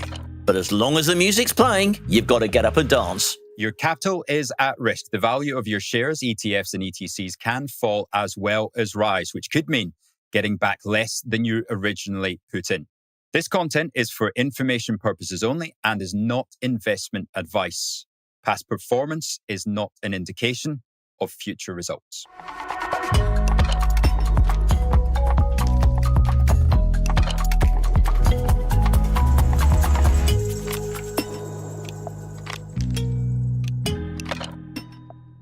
Welcome to episode 7 of The Art of Investing, the US stock market special, including a potentially heated debate on whether those stocks are currently in a bubble. First, as always, we'll go across to Mark for the Spice Market update. It's been a really interesting week, actually. There's been some nerves jangling ahead of the Jackson Hole Symposium, which actually starts Friday, which is the day this podcast comes out, and runs through to Saturday. And everyone's waiting for the chairman of the Federal Reserve speech, which may or may not move interest rates. And we've seen some movement in interest rates this week. But actually away from the US, there's been some actually pretty strong performances in equities again. Basically, we hit another all-time high in the FTSE 100. Yes, come on, guys. Come on. There we go. Oh, now he's a believer. Yeah, he's changed his tune now, hasn't he? Yeah, obviously, it is the chickens China trade, because China, the Shanghai Composite and the Hong Kong Hang Seng also hit sort of 3-year highs as well, which is pretty impressive. With 90% of the companies already reported now, it's been a very good reporting season. We've touched on that before. But this week, the last remaining companies have been mainly retail companies. And in America, there's been a pretty mixed bag about those. In the UK, of interest really, this morning, as we're recording this, WH Smiths, I think, are down over 30%. Because they've had a massive profit warning, and they've also highlighted some irregularities in their accounting practices in the United States. But the other one that caught my attention was Rich's makeup artist and sponsor, Estee Lauder. I thought you were going to say Mac. No, well, I'll come on to those in a minute. But Estee Lauder shares were down 7%. Clearly, you've changed your makeup. Trump, interestingly, has instructed his government to buy a 10% stake in Intel. When Trump first started talking to the chief exec of Intel a couple of weeks ago, the shares have started moving, and they're up 25% since then. So the US government are basically using tariffs and sort of taxes on some of these other companies to basically buy a stake in Intel. And there is speculation that he's going to do more of that. He may take stakes in companies like Micron or even the foreign company TSMC, which is obviously the Taiwan semiconductor company. And this is unprecedented, isn't it? Because he's taking money from NVIDIA and AMD and buying a stake for the US government in Intel. I've never heard of anything like this before. Well, in the UK, we're used to that sort of thing, because back in the day, the British government always had what was called golden shares in companies like British Aerospace or BAE Systems, Rolls-Royce. that had defence interests and certain other key assets like utility companies. British Telecom, because they wanted to be able to block foreign takeovers of those companies. So the golden share concept in the UK is very real and very well known about. But in America, this is a pretty new thing. This is obviously the home of capitalism, and here they are buying a stake. They want to take a significant influence and be a significant influence on the boards of those companies, which is a really interesting development. But remember now that we are data watching rather than looking more at companies, because as I say, we're 90% of the way through the reporting season. This is the chairman of the Federal Reserve talking. It could be quite interest rate sensitive. But really the big story this week, I suppose, is that the technology sector and a bit of NASDAQ hit a bit of an air pocket. Some of the tech companies were down between 3 and 10%, and that includes companies like NVIDIA, the world's biggest company. We've highlighted before that we knew that August and September are seasonally, traditionally quite weak months. Remember that there are a lot of the major sort of leaders of teams and chief investment officers away from their desks on holiday. So desks are run by sort of more junior people, let's put it like, maybe with less experience and less ash blonde hair, such as I have. So there's a bit of panic when things start going down, and that build a bit of momentum. Anyway, we've had a bit of a bounce back into the close last night, which for us was Wednesday night, and we'll see how it settles down today. But there's maybe a bit of profit taking in some of those big sectors ahead of this Jackson Hole Symposium this weekend. And remember, that comes on the back of, the fact that the S&P 500 is up 35% or so from its April the 7th low, and NASDAQ's up nearly 55% since then. So you've had a huge bounce back. In fact, that's the biggest bounce back and the quickest bounce back in NASDAQ for over a decade. CJ, anything pop out to you this week? There was one thing I didn't understand this week, and actually we had a question on this last night from Jackie in Elton. She said that she'd listened to our podcasts. She really enjoyed them. She thought she'd understood that if inflation numbers come out higher than expected, then interest rate expectations will rise, and interest rate expectations rising isn't good for equities. Yeah. So she was saying, why did the FTSE have such a good day yesterday when we saw disappointing inflation numbers? I said I'd ask the guru. Over to Mark. Sorry, where? Well, thanks for the question, Jackie. The big reason I think the FTSE 100 managed to rise this week in the face of falling markets in America is that at these sort of points, we quite often see what's called rotation. So people were selling technology companies in America, and they were sitting on piles of cash, basically, but they wanted to keep them in other markets. So they came and put some of that money to work in the UK and bought the FTSE 100 market, which has a big dividend yield, if you remember. It's got about a 3.5% dividend yield. And lots of the companies in the FTSE 100 are quite defensive. So if markets do fall, the FTSE does tend to do a bit better than other markets. A nice port in a storm. Exactly right. Fantastic. Right. Well, UK was actually something that we looked at last week, wasn't it? The FTSE 100. So this week, we thought we would do a similar deep dive into the US stock market. Spice, take us through a similar deep dive that you did last week, including those factors. Sure. We'll come on to the factors in a minute. But like the UK, the US have a number of very big, large stock markets. In fact, the biggest in the world. The S&P 500, which everyone knows about. The NASDAQ 100, the Russell 2000, which is the mid and smaller size companies. Those are the main ones. And you can invest in lots of other things, including the factor type sort of scenarios that we'll talk about in a minute. But at its heart, remember, the US has 5% of the world's population. It's got over a quarter of its GDP, or its gross domestic product, which obviously we talked about. This is the output of the economy. But it actually controls over 35% of the global financial assets. So it's a big financial hub, even though it is, only 27% of the world's GDP. It controls most of the financial wealth. And actually 61% of all the professionally managed assets in the world are done from America. So they are huge. And they control around 78 to 128, there's lots of different numbers, between 78 and $128 trillion worth of assets. That if you include private assets as well. And remember, despite all of China's best efforts, they also have this reserve currency stasis. China have been trying to take away. And as we said before, when we did the piece on commodities, I think it was episode 4, Remember that all commodities are priced in US dollars, so that's also very important. So they have a significant influence when it comes to that. They are 58% of the world's foreign currency reserves in other central banks, so they're very important.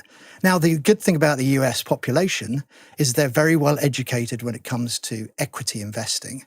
So most of their pension savings, we have a self-invested pension plans here, the SIPs, or you have company pension. In America, they have these things called 401ks, which are basically the way they can save privately, and they put most of their assets, as we've been advocating, in equities because they get and they love the equity markets. And also their central bank, the Federal Reserve, tend to look after their equity markets. We've talked before, the Federal Reserve looks after equity markets. The European Central Bank looks after bond markets because the Europeans tend to be more bond investors. And the UK tend to look after the property market because in the UK, most of our pensions are in our houses, unfortunately. And even you're going out for dinner in the US, they love to talk about stocks and their investments and their winners, don't they? So you might get people talking about football here, but they're talking about their stocks. Exactly. There is a saying when you start hearing it from your taxi driver, then you know that you're probably trying to sell the stock you're in. But they are the best capitalists in the world. They've got the deepest and most liquid capital markets. So why on earth would you invest money there? And that's what most people do.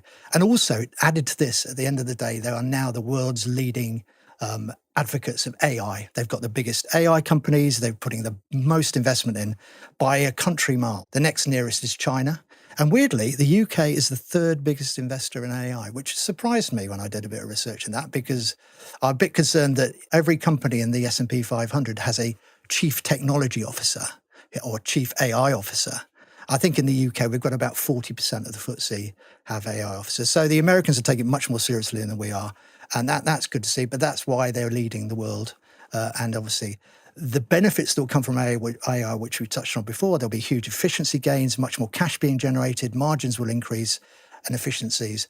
And that leads the profitability to go up. And some of the stock market moving towards higher valuation than they have been in history is partly to do with that and expectations that this profitability will come through in the next few years. Of course, the benefits of one big, beautiful bill, which everyone's talking about, the main benefits are there's going to be tax cuts through to 2028.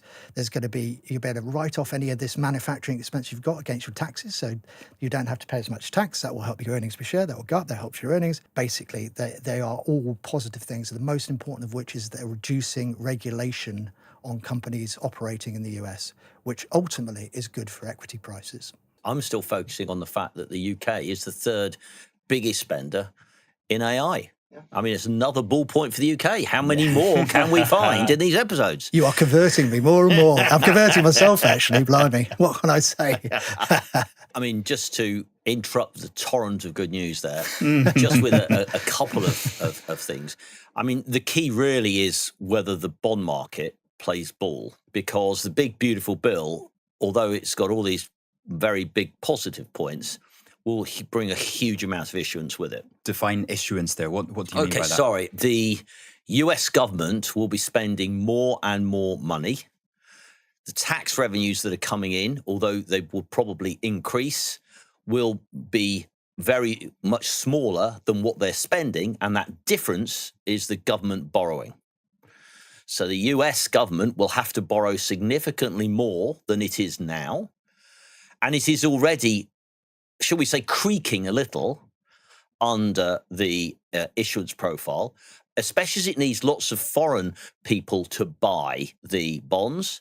And if those foreign people are getting a little bit upset at Trump's action towards them, they may well say, we're not going to buy as much as we have in the past. Yeah.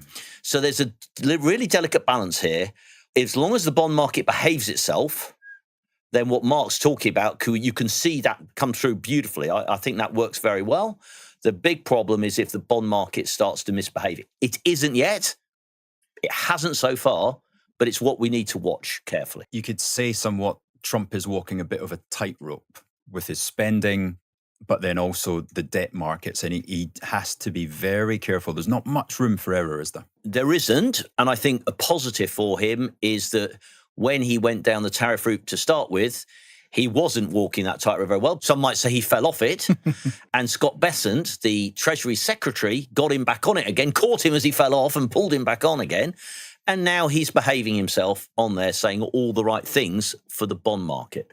But it's just something to watch going forward. I think it's a very good point. And just remember, of course, apart from Jackson Hole, which is this weekend we talked about, we are in the process of potentially seeing the names come forward for the next Federal Reserve Chairman, which will happen when the current Federal Reserve Chairman, the most important job, arguably, of the central banks in the world, he steps down, his term ends in May. Now, clearly, the bond market may take fright, depending on who Trump nominates to replace Jerome Powell. The current favourite is a guy called Chris Waller. He's already on the Federal Reserve Committee. Markets wouldn't mind Chris Waller because they know him, they understand him. Yes, he's more dovish. In other words, he helps stock markets more than the current Federal Reserve Chairman normally does. And he's an advocate of cutting interest rates even now. So I think the equity markets would like it. But if the bond markets don't and they overreact and start pushing bond yields up, which means prices go down, and we've learned our lesson from Chris, then, if that goes too far, then equity markets also might take fright. But that will not really come into investors' minds until we start to get a firmer number of nominations. Hawkish means more likely to put interest rates up or keep them higher than they would otherwise be. Dovish means happy to cut, make monetary conditions easier.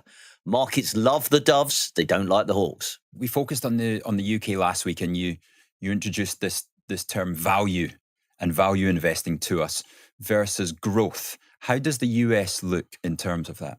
Well, bear with me a moment. I'm going to go through the main sort of 6-7 investment factors. And certain investors are value investors, as Rich says, and some are growth investors. Some are income investors. Some are cyclical. Some like defensive. Some like momentum. So let's go through those very one by one. Value is basically stocks that are considered undervalued compared to what their fundamental price earnings ratios are. So price earnings are low. They tend to have higher dividends.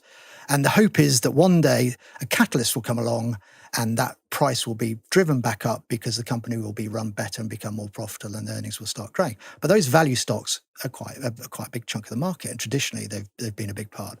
Growth stocks, on the other hand, which tends to be more the American ones, are companies that are expected to grow earnings or revenue faster than the whole market as an average. So the average. So they're above average growers, above average in revenue and earnings.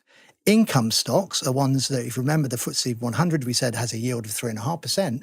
If you as a company pay a dividend of 5%, you might be considered an income company, an income stock, and a factor of income, because you'll attract people who want these higher dividends. They don't mind so much about the capital growth and how the earnings are doing, as long as the dividend is paid. So that's an income factor. Then you have a quality factor. These are companies with strong balance sheets, stable earnings, high profitability that don't actually get hurt too much when there's a recession. They can actually weather recessions quite well, and they do well in all sorts of economic conditions. But there are the ones that suffer badly during recessions. These are called cyclicals. And this is another factor, cyclicals. So these are sensitive to economic cycles. They perform really well when the economy is booming and expanding, but very poorly when the conditions are bad and recessions happen. And then you have defensive stocks. Again, another counter to these cyclicals. And in a downturn, you want some of the defensives, you want quality stocks, because you can weather the storm of a recession. And they've got stable, they've got good balance sheets. They have like long-term contracts. Like, for example, Rolls-Royce, their engine business, has a 20-year order book. So investors can see for the next 20 years what the core of their profitability is going to be. Even in a recession, we know what consumers turn towards, don't they? They turn towards alcohol, food, cigarettes, food. Exactly. Those are the consumer staples, they're often called.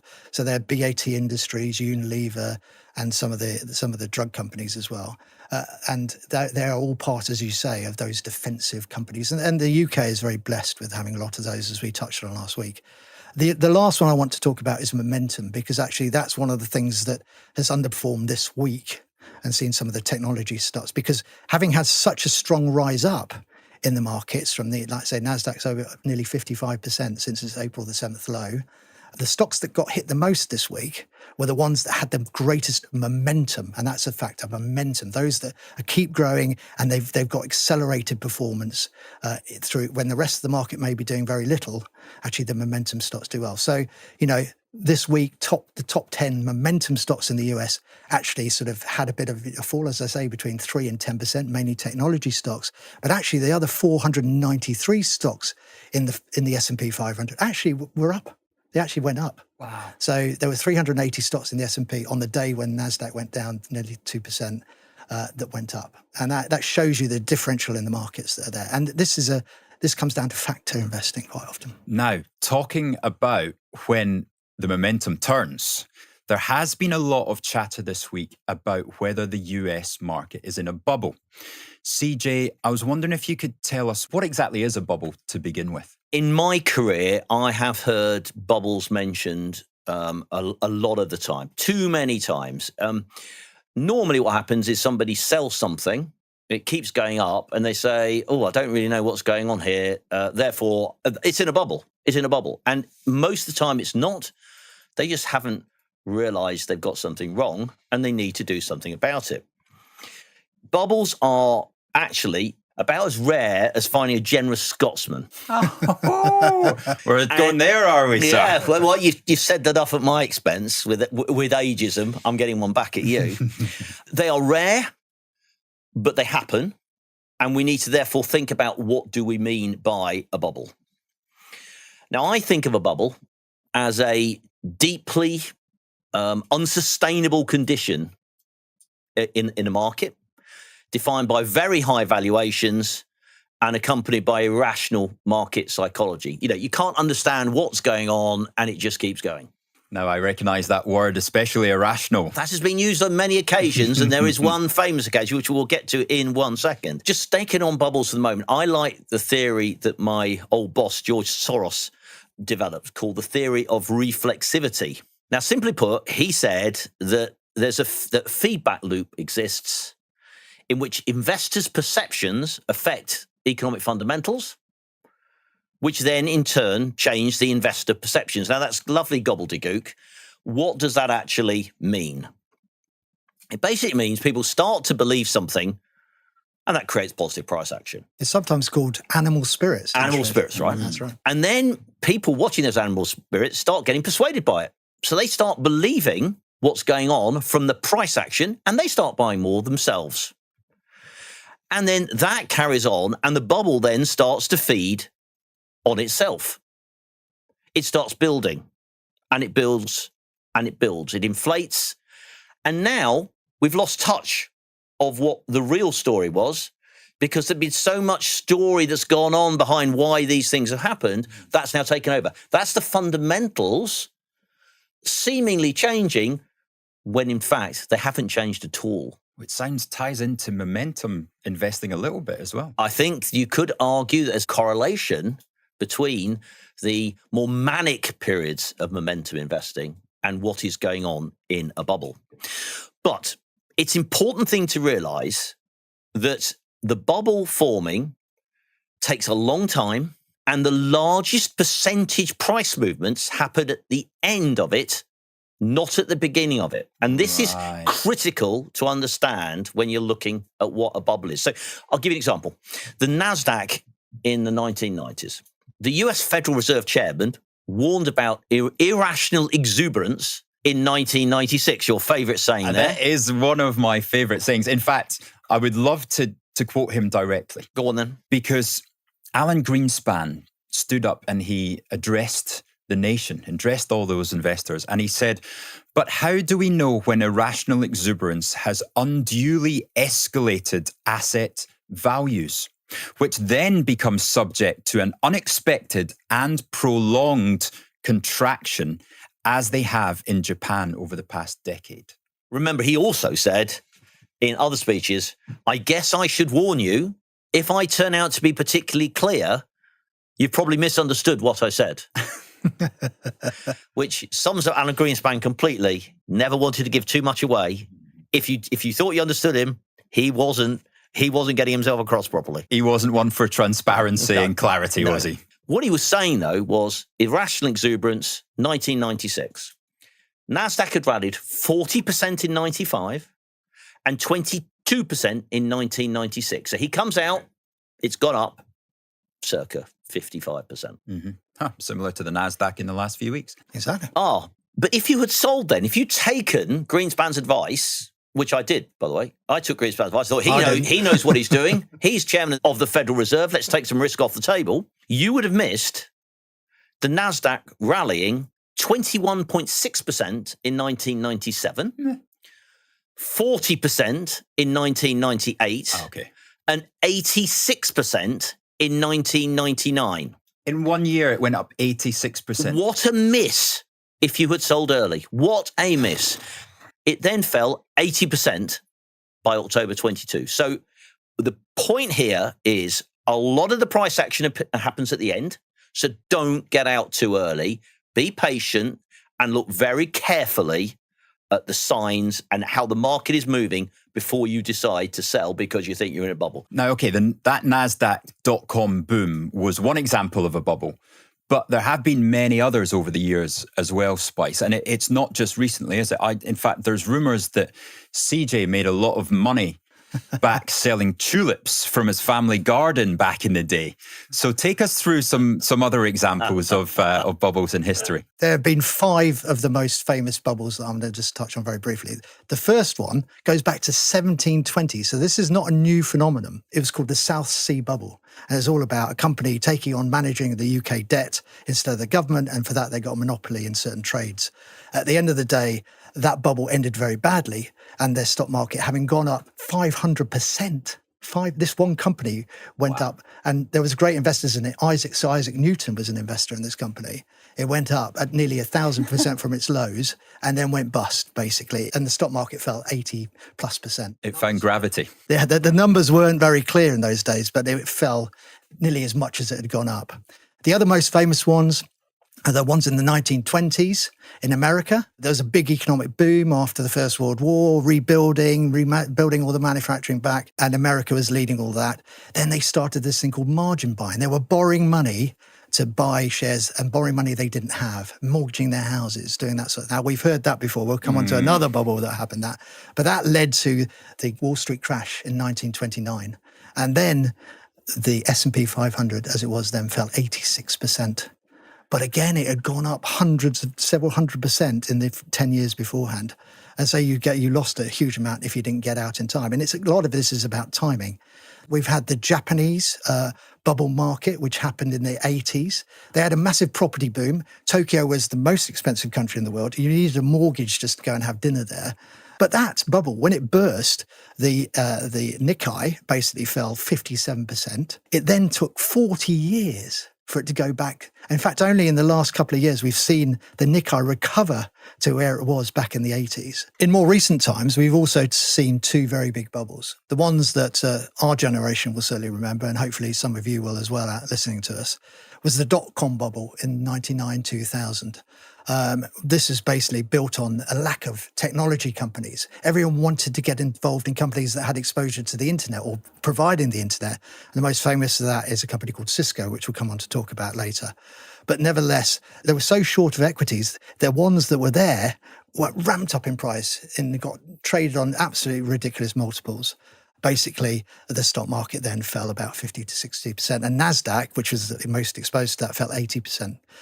But the most recent one was the global financial crisis that we all remember. Now, what built up to that was a huge property bubble, particularly in America. But when that ended, which inevitably it did, it led to the global financial crisis and a huge credit crunch where no banks or mortgage companies would lend money because they were so scared of losing it, and they wouldn't lend any money. And that led to a big economic recession, and central banks had to step in very heavily. During that time, stock markets fell about 57%. So huge falls can happen.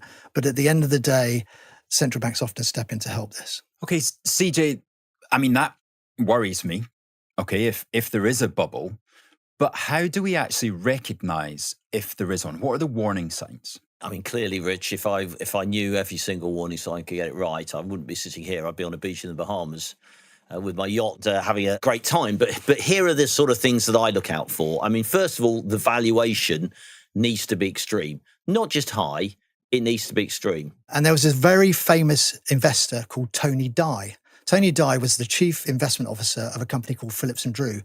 He was effectively Warren Buffett of the UK. Wasn't quite as famous globally, but in his own right, he was very famous in the UK, and he was known as a great value investor. Remember, we talked about the factors earlier on. So he was the leading value investor in the UK in the mid-90s. Now, in 1995, he was convinced the US stock market was too expensively valued. And so he started selling his clients US equity holdings, started selling them down and putting that money into cash. He didn't put them in other stock markets because if one stock market falls, led by America, others fall. They may not fall as fast, but they all fall. So he took the view that because America was overvalued, all stock markets would eventually fall. So he started up building cash positions by selling his American exposure.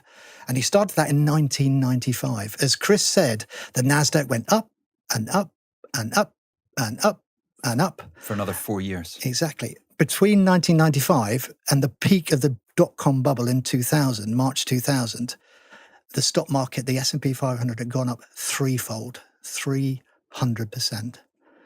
And basically, guess what happened to poor Tony? Literally 2 weeks before the peak of the bubble bursting in March 2000, late February, he retired early. He took early retirement and he left the market. And basically, he disappeared. Honest truth, 2 weeks later, after his fall, that announcement was made to the market, the NASDAQ started falling and it fell 77% in 6 months. He would have been an absolute hero. He was remembered as, unfortunately, the man who got out too soon. But there is a big lesson here, and that is that markets can remain irrational longer than you can remain solvent. And that was a quote from the great economist, John Maynard Keynes. Right. So valuation's one. What's the second one, CJ? Secondly, sentiment indicators. So lots of sentiment indicators out there. There's surveys of investors' behavior, whether they be retail investors, whether they be institutional investors. You know, do they like the market? Do they not like the market? How much cash are they holding? Blah, blah, blah. Do they like bonds, like this, like the other? Normally, you'll find that everybody is loving it when it's just about at the top. Because everybody's made so much money. Because everybody's got in it, everybody's behind the momentum and thinks this is what it's all about. There are other sentiment indicators, but the survey evidence I've seen is not completely worrying. There are bulls out there, but there's a lot of people who are cautious as well. Other sentiment indicators, Warren Buffett. Everybody understands that Warren Buffett is a great investor, and he is holding more cash than he's ever held before because his favorite measures are showing that there's no value in the US stock market at all. Taxi drivers, though, aren't talking to me whenever I go out to talk about the stock they like best and how it's all going yet. So when I look at my sort of mixed sentiment indicators there, I've got some which are flashing red and I've got some which are still amber. So I'm going to say that's broadly a score draw. Is this because you get the chauffeur-driven cars and we're in the black cabs? It might be, but even the chauffeurs buy stocks when everybody's in. The other big indicator is the amount of cash that is sitting in people's portfolios. So we can't really see it very easily in the UK, but in America, this data is available if you look on the Federal Reserve's websites.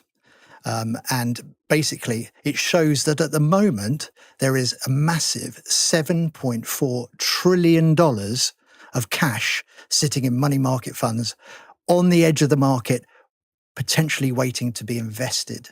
Now, if that were all to be put in the S&P 500, that would be equivalent to about 14% of the entire S&P 500. It's a huge amount of cash, and it's a record level, never been ever higher, and it's been growing and growing and growing as this bull market has developed.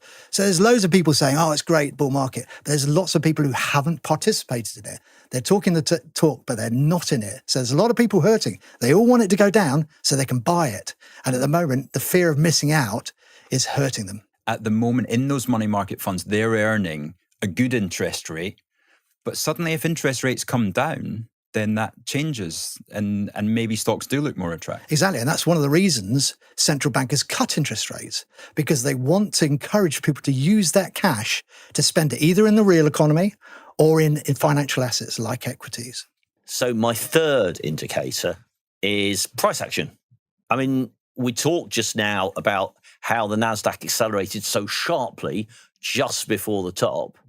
when you look at equity prices generally against their moving averages, against their history, as a momentum investor might, for example, they look a little expensive, but the price action this week has brought them back to sort of average levels. So really, there's nothing in the price action of equities that concerns me. One thing I would be looking at, though, is out of my side glance, I'd be looking at what the bonds are doing, because bonds have a habit of starting to do strange things when suddenly the equity market's going to crack or do something. But bonds are pretty well behaved now at the moment as well. We're not seeing that worry, as we said earlier, about issuance. So my price action indicators are not looking too silly at all. Now, my fourth thing, which is in fact my most important indicator, is at key levels, you'll normally find someone saying something stupid or you'll find something stupid happens. Now, for example, Mark's just giving the example of the NASDAQ, where Tony Dye, the most famous value investor in the UK, lost his job. Retired early. To spend more time with the family. Just before the peak. So there's a sign. My personal favorite was in 2007, just before credit blew up, when Chuck Prince, the CEO of Citibank, said, when the music stops in terms of liquidity, things will get complicated. But as long as the music's playing, you've got to get up and dance. And we're still dancing. And that was just a red flag. There's a problem here. Within 2 or 3 weeks, the credit problem started to show. Indeed, in the movie Margin Call, they made a play on that, didn't they, with Jeremy Irons talking about the music completely stopping. So to me, you've got to look at that sign. There was another sign from Lloyd Blankfein, the head of Goldman Sachs, who said, we're doing God's work just before another collapse. So there are always these signs and you've got to look for them. So you're looking for that sharp price action and then somebody saying something silly. The most worrying thing of all, if you ever hear this, run for the hills, is when someone says, this time it's different or it's a new paradigm. It never is. If you hear people saying that, get out. He's been trying to get me to say that for weeks on here, and I'm not going to, because I don't believe it is. Because essentially, investing in markets, it's just human emotion, isn't it? Whether psychology, absolutely.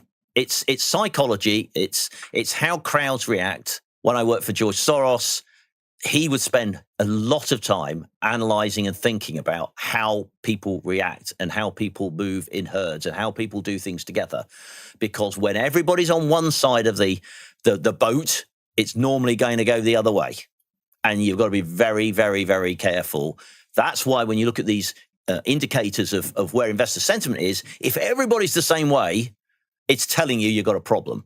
But as long as there's balance in the world, as long as there's balance in the force, we're okay.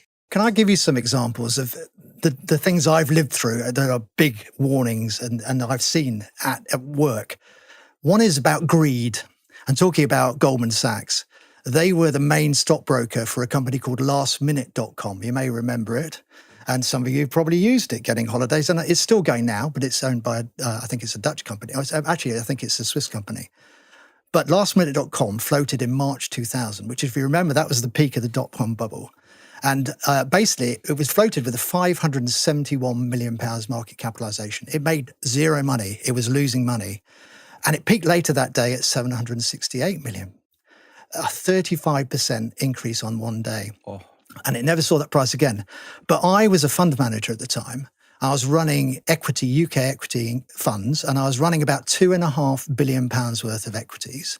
And I applied through Goldman Sachs for £50 million worth, which is a lot of money, but it was a part of a big cake. So for me, that was the sort of holding I wanted. I got allocated by Goldman Sachs, love them dearly, £125,000 worth. Oh.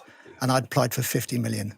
Now, that was useless for any of my funds. I literally took the view that I wasn't going to go and buy even more of them when the price had got up another 35%. So I sold them later that day. It's called stagging. When you buy something in a new issue and you sell it the same day or a few days later, I stagged it and I made 30%. That's just fantastic.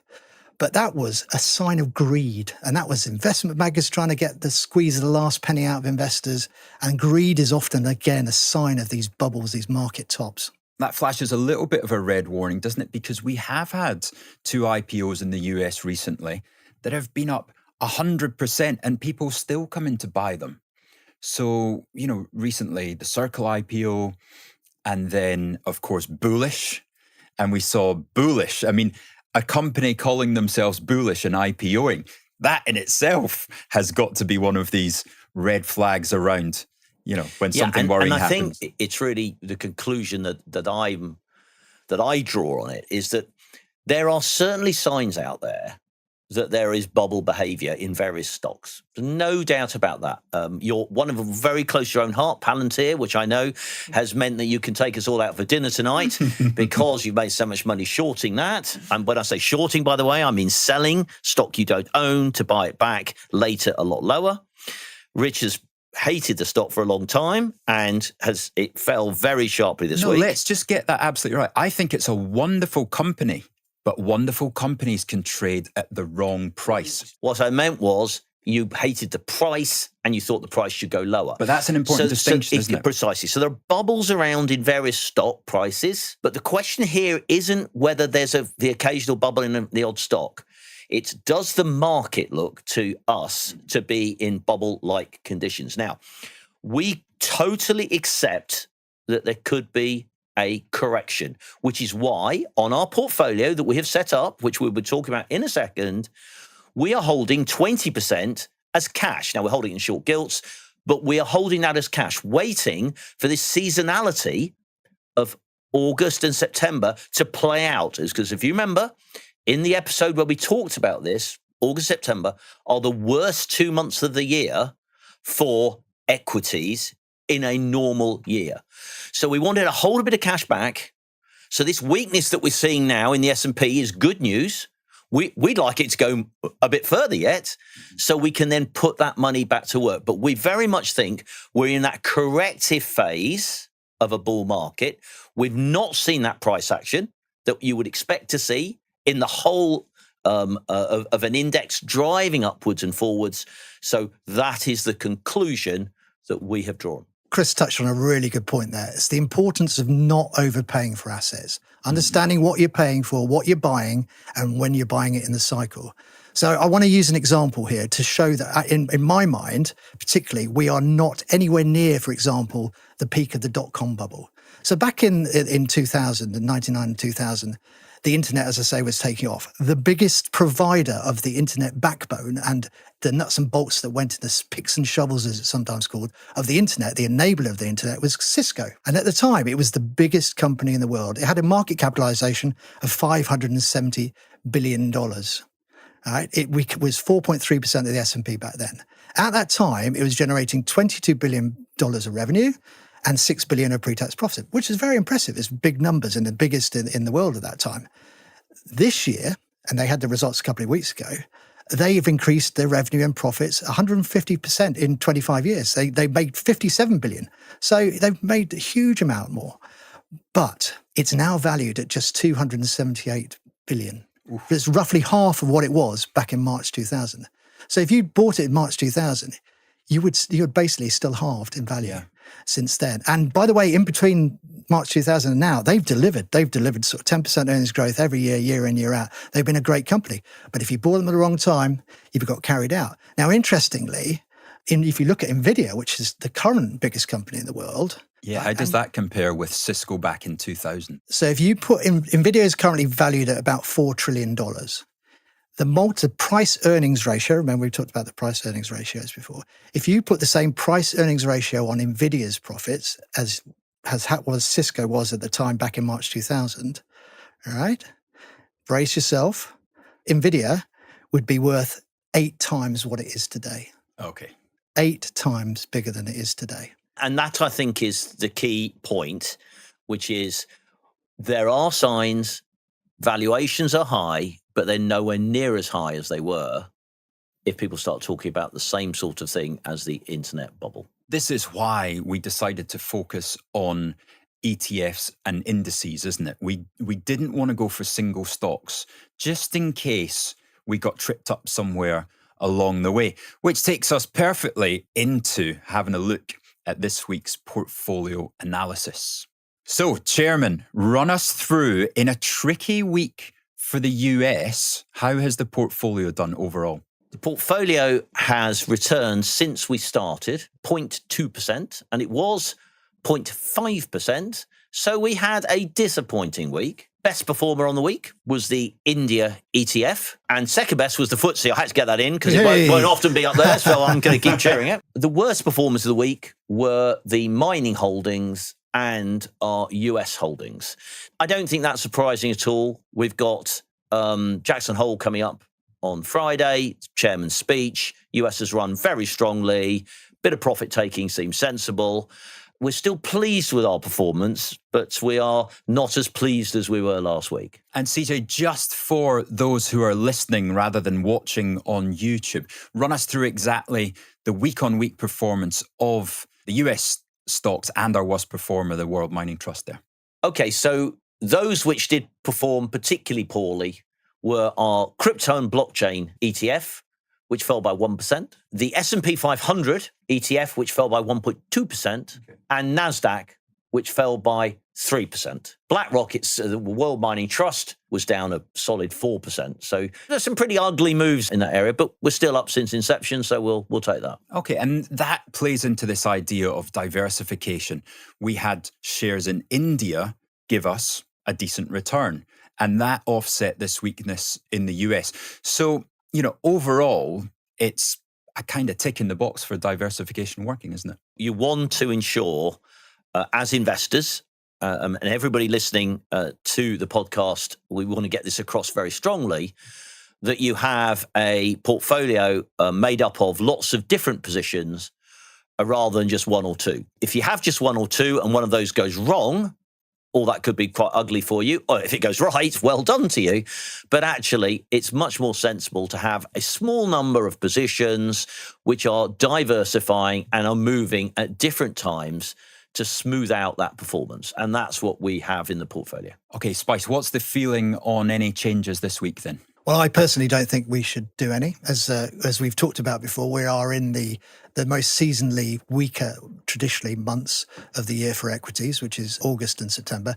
We'd be mad to do it just ahead of the Jackson Hole Symposium, which we've talked about. If, for example, Jay Powell was to turn around and say, actually, we're going to put interest rates up because we are worried about inflation, trust me, on Monday morning, markets would be quite a lot lower. And then we might consider, because he's about to lose his job, and ignore him anyway and start putting that money to work. But I doubt we'll get that chance because he's not that much of a fool. And I think he'll just play a very straight bat and do very, very little to unnerve markets. And so next week, once that's out of the way, that uncertainty's been removed, equity markets should be able to maybe move up a bit more. CJ, concur? We talked some time ago about the seasonality. I see nothing to change that. I would expect us to be looking to put that 20% of cash that we've got to work before or at the end of September, depending on the price action. But let's just see how this traditionally poor time goes. I suppose the only question that we could look at is our 20% in the short end of the gilt market. We've seen some bad inflation numbers. The bond market's been under a little bit of pressure. I'm not suggesting we should change it, but I suppose we could make the argument that perhaps cash, which within the IG network of ISA pays about 4%, would be just as good a place to put it. Yeah. But I'm suggesting we just wait and see what happens at Jackson Hole before we do anything. Excellent. Right. Well, I would say there could be an increased probability of changes next week after Jackson Hole, just in case Jay Powell might utter those words, irrational exuberance. But next week is going to be an exciting episode because we have had a lot of questions come in about the construction of the portfolio. So many questions, CJ, that you've had a wonderful idea on what next week's deep dive could be. Yeah, so I think next week we will look to answer a number of the questions that have come in. There's a lot of very good questions about portfolio constructions as to what we've bought, why we've chosen the weightings we've chosen, are some of the tactics around what we might do next. And I think we should sweep up a lot of those, if possible, next week, provide those answers to people and help them see practically how we want to answer those questions. What I do say to everybody out there is I encourage you, if you have a question about the portfolio, write in this week. And so then we can next week have a lot of questions and get to as many as we possibly can. Right, excellent. And where should the viewers write to if they have such a question? The Arts of Investing at IG.com. I think that's my favourite point of every single week. Right, drop us a follow, drop us a like, and tell your friends and family to subscribe to the UK's #1 investing podcasts, voted by CJ's mother-in-law, my mother, and Spice's wife. We'll see you next week. Thank you so much for joining us, gents. A wonderful week to all. Thanks, Cheerio. Rich.